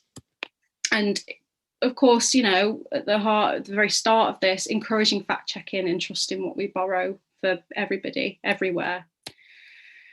And before I finish, I just wanted to talk a little bit about what we could do now to uplift libraries and librarians. What is it now at present? We talked a lot about the future, but what is there now to help librarians feel like they can trust their own libraries? And I think that a huge part of this, I'm not a librarian, so I can't speak on behalf of librarians in many ways, but I can definitely say that having worked with Central Library, developing this work with Izzy as a technologist, somebody I've never worked before, I've never worked with computers in this way before or coding, curating this list of books in Central Library from books that are sitting within Central Library and shedding light on each other's practices has facilitated conversations I didn't think I would have, but also it's given me knowledge about books, about the nature of the library, the history of the library, and the changes that have happened over the past few decades. That I wouldn't have had, had I not spoken to, Philip or Ian at Central Library, if I hadn't spoken to, Future Everything and Steve, my mentor within the Brighton Squad, and Izzy as well, helping, collaborate on something together such as this. So librarians can work with the local presses around them, the local shops, the building on that panoply of knowledge around its area, guiding one another based on their own knowledge and exchanging that information. That's what a library is. It's the sharing and exchange of knowledge and information. So doing that with other institutions, other, independent places around an area, that's a huge part of it. Integrating your individual interests to build those collections. If you're a librarian who's really, really interested in painting, bring it in. Bring that back into the catalogue, facilitate those discourses, bring in painters that you really, really admire, local painters, integrate your own individual interests to build collections around the things that you enjoy, and then recommend those things. Be transparent about how a library works. I didn't know anything really about the changes that libraries have sustained over the past decade or so, but I know so much more through asking librarians, how did that book come to be in the library? What's the process of bringing books into the library? How is it bought? How do you put it into the catalogue? How is its genre defined? Being transparent about the process. Delivering workshops to people on what it's like to be a librarian. That's a huge part of it, showing people what you do. And I think there's so much pride in what librarians do. So being open about that. Looking into ethical acquisition. So less about regurgitating a Waterstones and instead working directly with independent presses, instead of buying, say, a book that's being produced like, I can think of a physical example. Moss Side Stories, it was purchased through a standard supplier. That could have been Askew Holt's or Waterstones or Amazon. Why buy it from there when you could buy it from Commonwood, whose press is just, around the corner, that's based in Manchester? Working directly with those independent presses and inviting those people to come in and talk about, these books and how they came to be and why they're in the library now.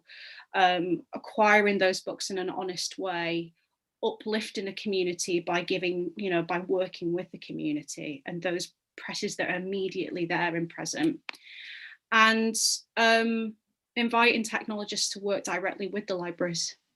It's one thing for a writer, an artist such as me, to be working with a technologist to develop the software, but I think the libraries are far more informed about what technology would make future libraries or contribute to a positive or contribute to the benefit of a library in future. I think that librarians would know far more about what is going to help users in future rather than myself, even though I've posited, I've had a guess, I've used my imagination, I've anticipated some things, and so has Izzy. But merging technologists and libraries together, that would be a really special relationship. So thank you for listening to me talk about this commission. I hope you've really enjoyed this morning. And yeah, any questions?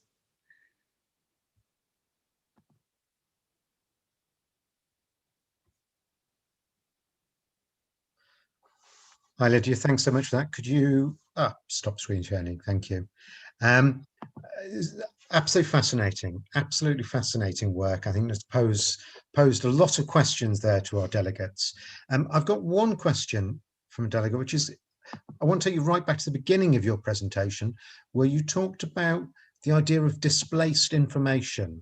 And could you just expand on that? Is that the general idea of decolonizing libraries? Yeah. So the idea is that a lot of throughout the years of colonialism and empire, the language of the colonizer displaced the language of the indigenous community that was there, the people that were already there. So if I make this relevant to myself, there are books out there that are written about Kabylia in Algeria. And, you know, they're written as Grande, this was published in Grande Kabylia, which means Great Kabylia. There is no such thing as Great Kabylia. This is a term that was, you know, created by the French to divide the indigenous Kabylie people between them. If you were from Bugani or in Bijaya, you were from Petite Kabylia, you were from Little Kabylia, which meant you were stupid. If you were from Tiziuzu, you were from Grande Kabylia, which meant you were from Great Kabylia, which meant that you were smarter, and it pitted the indigenous people against one another, and it caused internal conflict and problems that is today still, you know, are problematic within Kabylia society. And now, after so many decades, over 100 years has passed, Grande Kabylia is still being used, but librarians, archivists, historians, they don't even know the origins of that term or what it means. They don't even know that it doesn't exist. It's just being used, and because it's being used without questioning its origins, the actual truth is being displaced. That information has been displaced by these colonial terms that are perpetuated as the language, as the place, as the origin. That's one very specific example. So, you know, the information gets displaced over time by, you know, the vernacular that was used by the victor throughout history. That's what I meant. That's great. Thank you for that. And just to clarify, so Candy Saucer is going to be a web-based application, isn't it? So people can access it on a website, and I think also potentially in Central Library itself, or is it just on the website? Yes. So I have a QR code here. So if you go to Central Library, you will be able to see some of these QR codes dotted around on the ground floor, lower ground floor, and the first floor. And you can scan them with your smartphone. But if you don't have a smartphone, they are logged into the computer. So on the ground floor, just near where the cafe is, before you come to the exit and the shop, the computer's there. It's logged in there, ready for you. It's not today, but it will be on Thursday. And there'll be a TV screen as well. But it's also accessible via the website, which you can find via the Festival of Libraries website. If you click on Lydia Hounat and Izzy Bolt, it'll be there. Brilliant, thank you. And just as you mentioned, this is it's a new commission, it's a work in development, so we'd love for some of you to, if you're in Manchester, have a look at that, find the QR code. If you're not, use the City of Literature website and find that, and give us some feedback.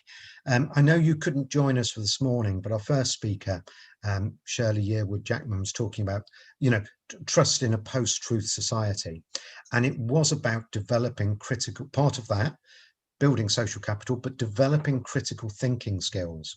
And we've got a question here from Jeff from MMU, which is that the idea of this, of the app that you're talking about, has potentially got a broader application across other information sources, such as social media, and a way of potentially promoting critical thinking. Do you agree with that? Absolutely. That's actually, you know, I wish Izzy was here to talk about this, because Izzy knows a lot more about that, and she was actually suggesting that some of the links that are used in the Candy dialogue redirect people to social media to show you essentially, you know, something absurd on social media to do with candy floss that has people thinking, what is that? And, you know, questioning, you know, the relation, why do people trust what they're reading on social social media more than what they're trusting in books nowadays. It's almost as if the sea of opinion on social media is more valid than the individual researched opinion of somebody within a book. So yes, absolutely. I think it definitely has applications for social media and also on newspapers as well, probably anywhere. It's quite versatile. Okay, thank you so much, Lydia. We're going to wrap it up there now because we're just at time. I was just going to mention, this is just by happenstance, but CILIP released a report into libraries and artificial intelligence last month, and we've just posted a link to that, which is completely separate to Izzy and Lydia's work, but I just thought further food for thought for you there. What I want to do is a couple of things, just a few sort of notices before we go. Remember, if you're joining us this afternoon, it is a separate login, so don't use this login. We've got a different login, and that's in your delegate pack that was emailed to you yesterday. Can I suggest, we're going to have just under an hour's break now. Can I suggest you don't look at work email? Can I suggest you don't worry about work, that you take a walk, that you enjoy a book, or just have a leisurely lunch, and reflect on some that you heard today. There's been a lot of material. And this afternoon, I want you back fresh and energized. We're going to dive into much more detail on what we've heard this morning, and hear from you about your experiences. So thank you so much, Lydia, for your presentation. Thank you to all this morning's presenters and contributors. Really appreciate that. Thank you, everyone, for all your comments and your participation. We look forward to hearing more from you this afternoon. So come back at 1:25 using the different link, and we'll see you in Zoom window. And this time we'll be able to see everybody. We'll have a discussion together. So look forward to seeing you after your leisurely lunch. Stay away from email. Okay. Thank you, everybody.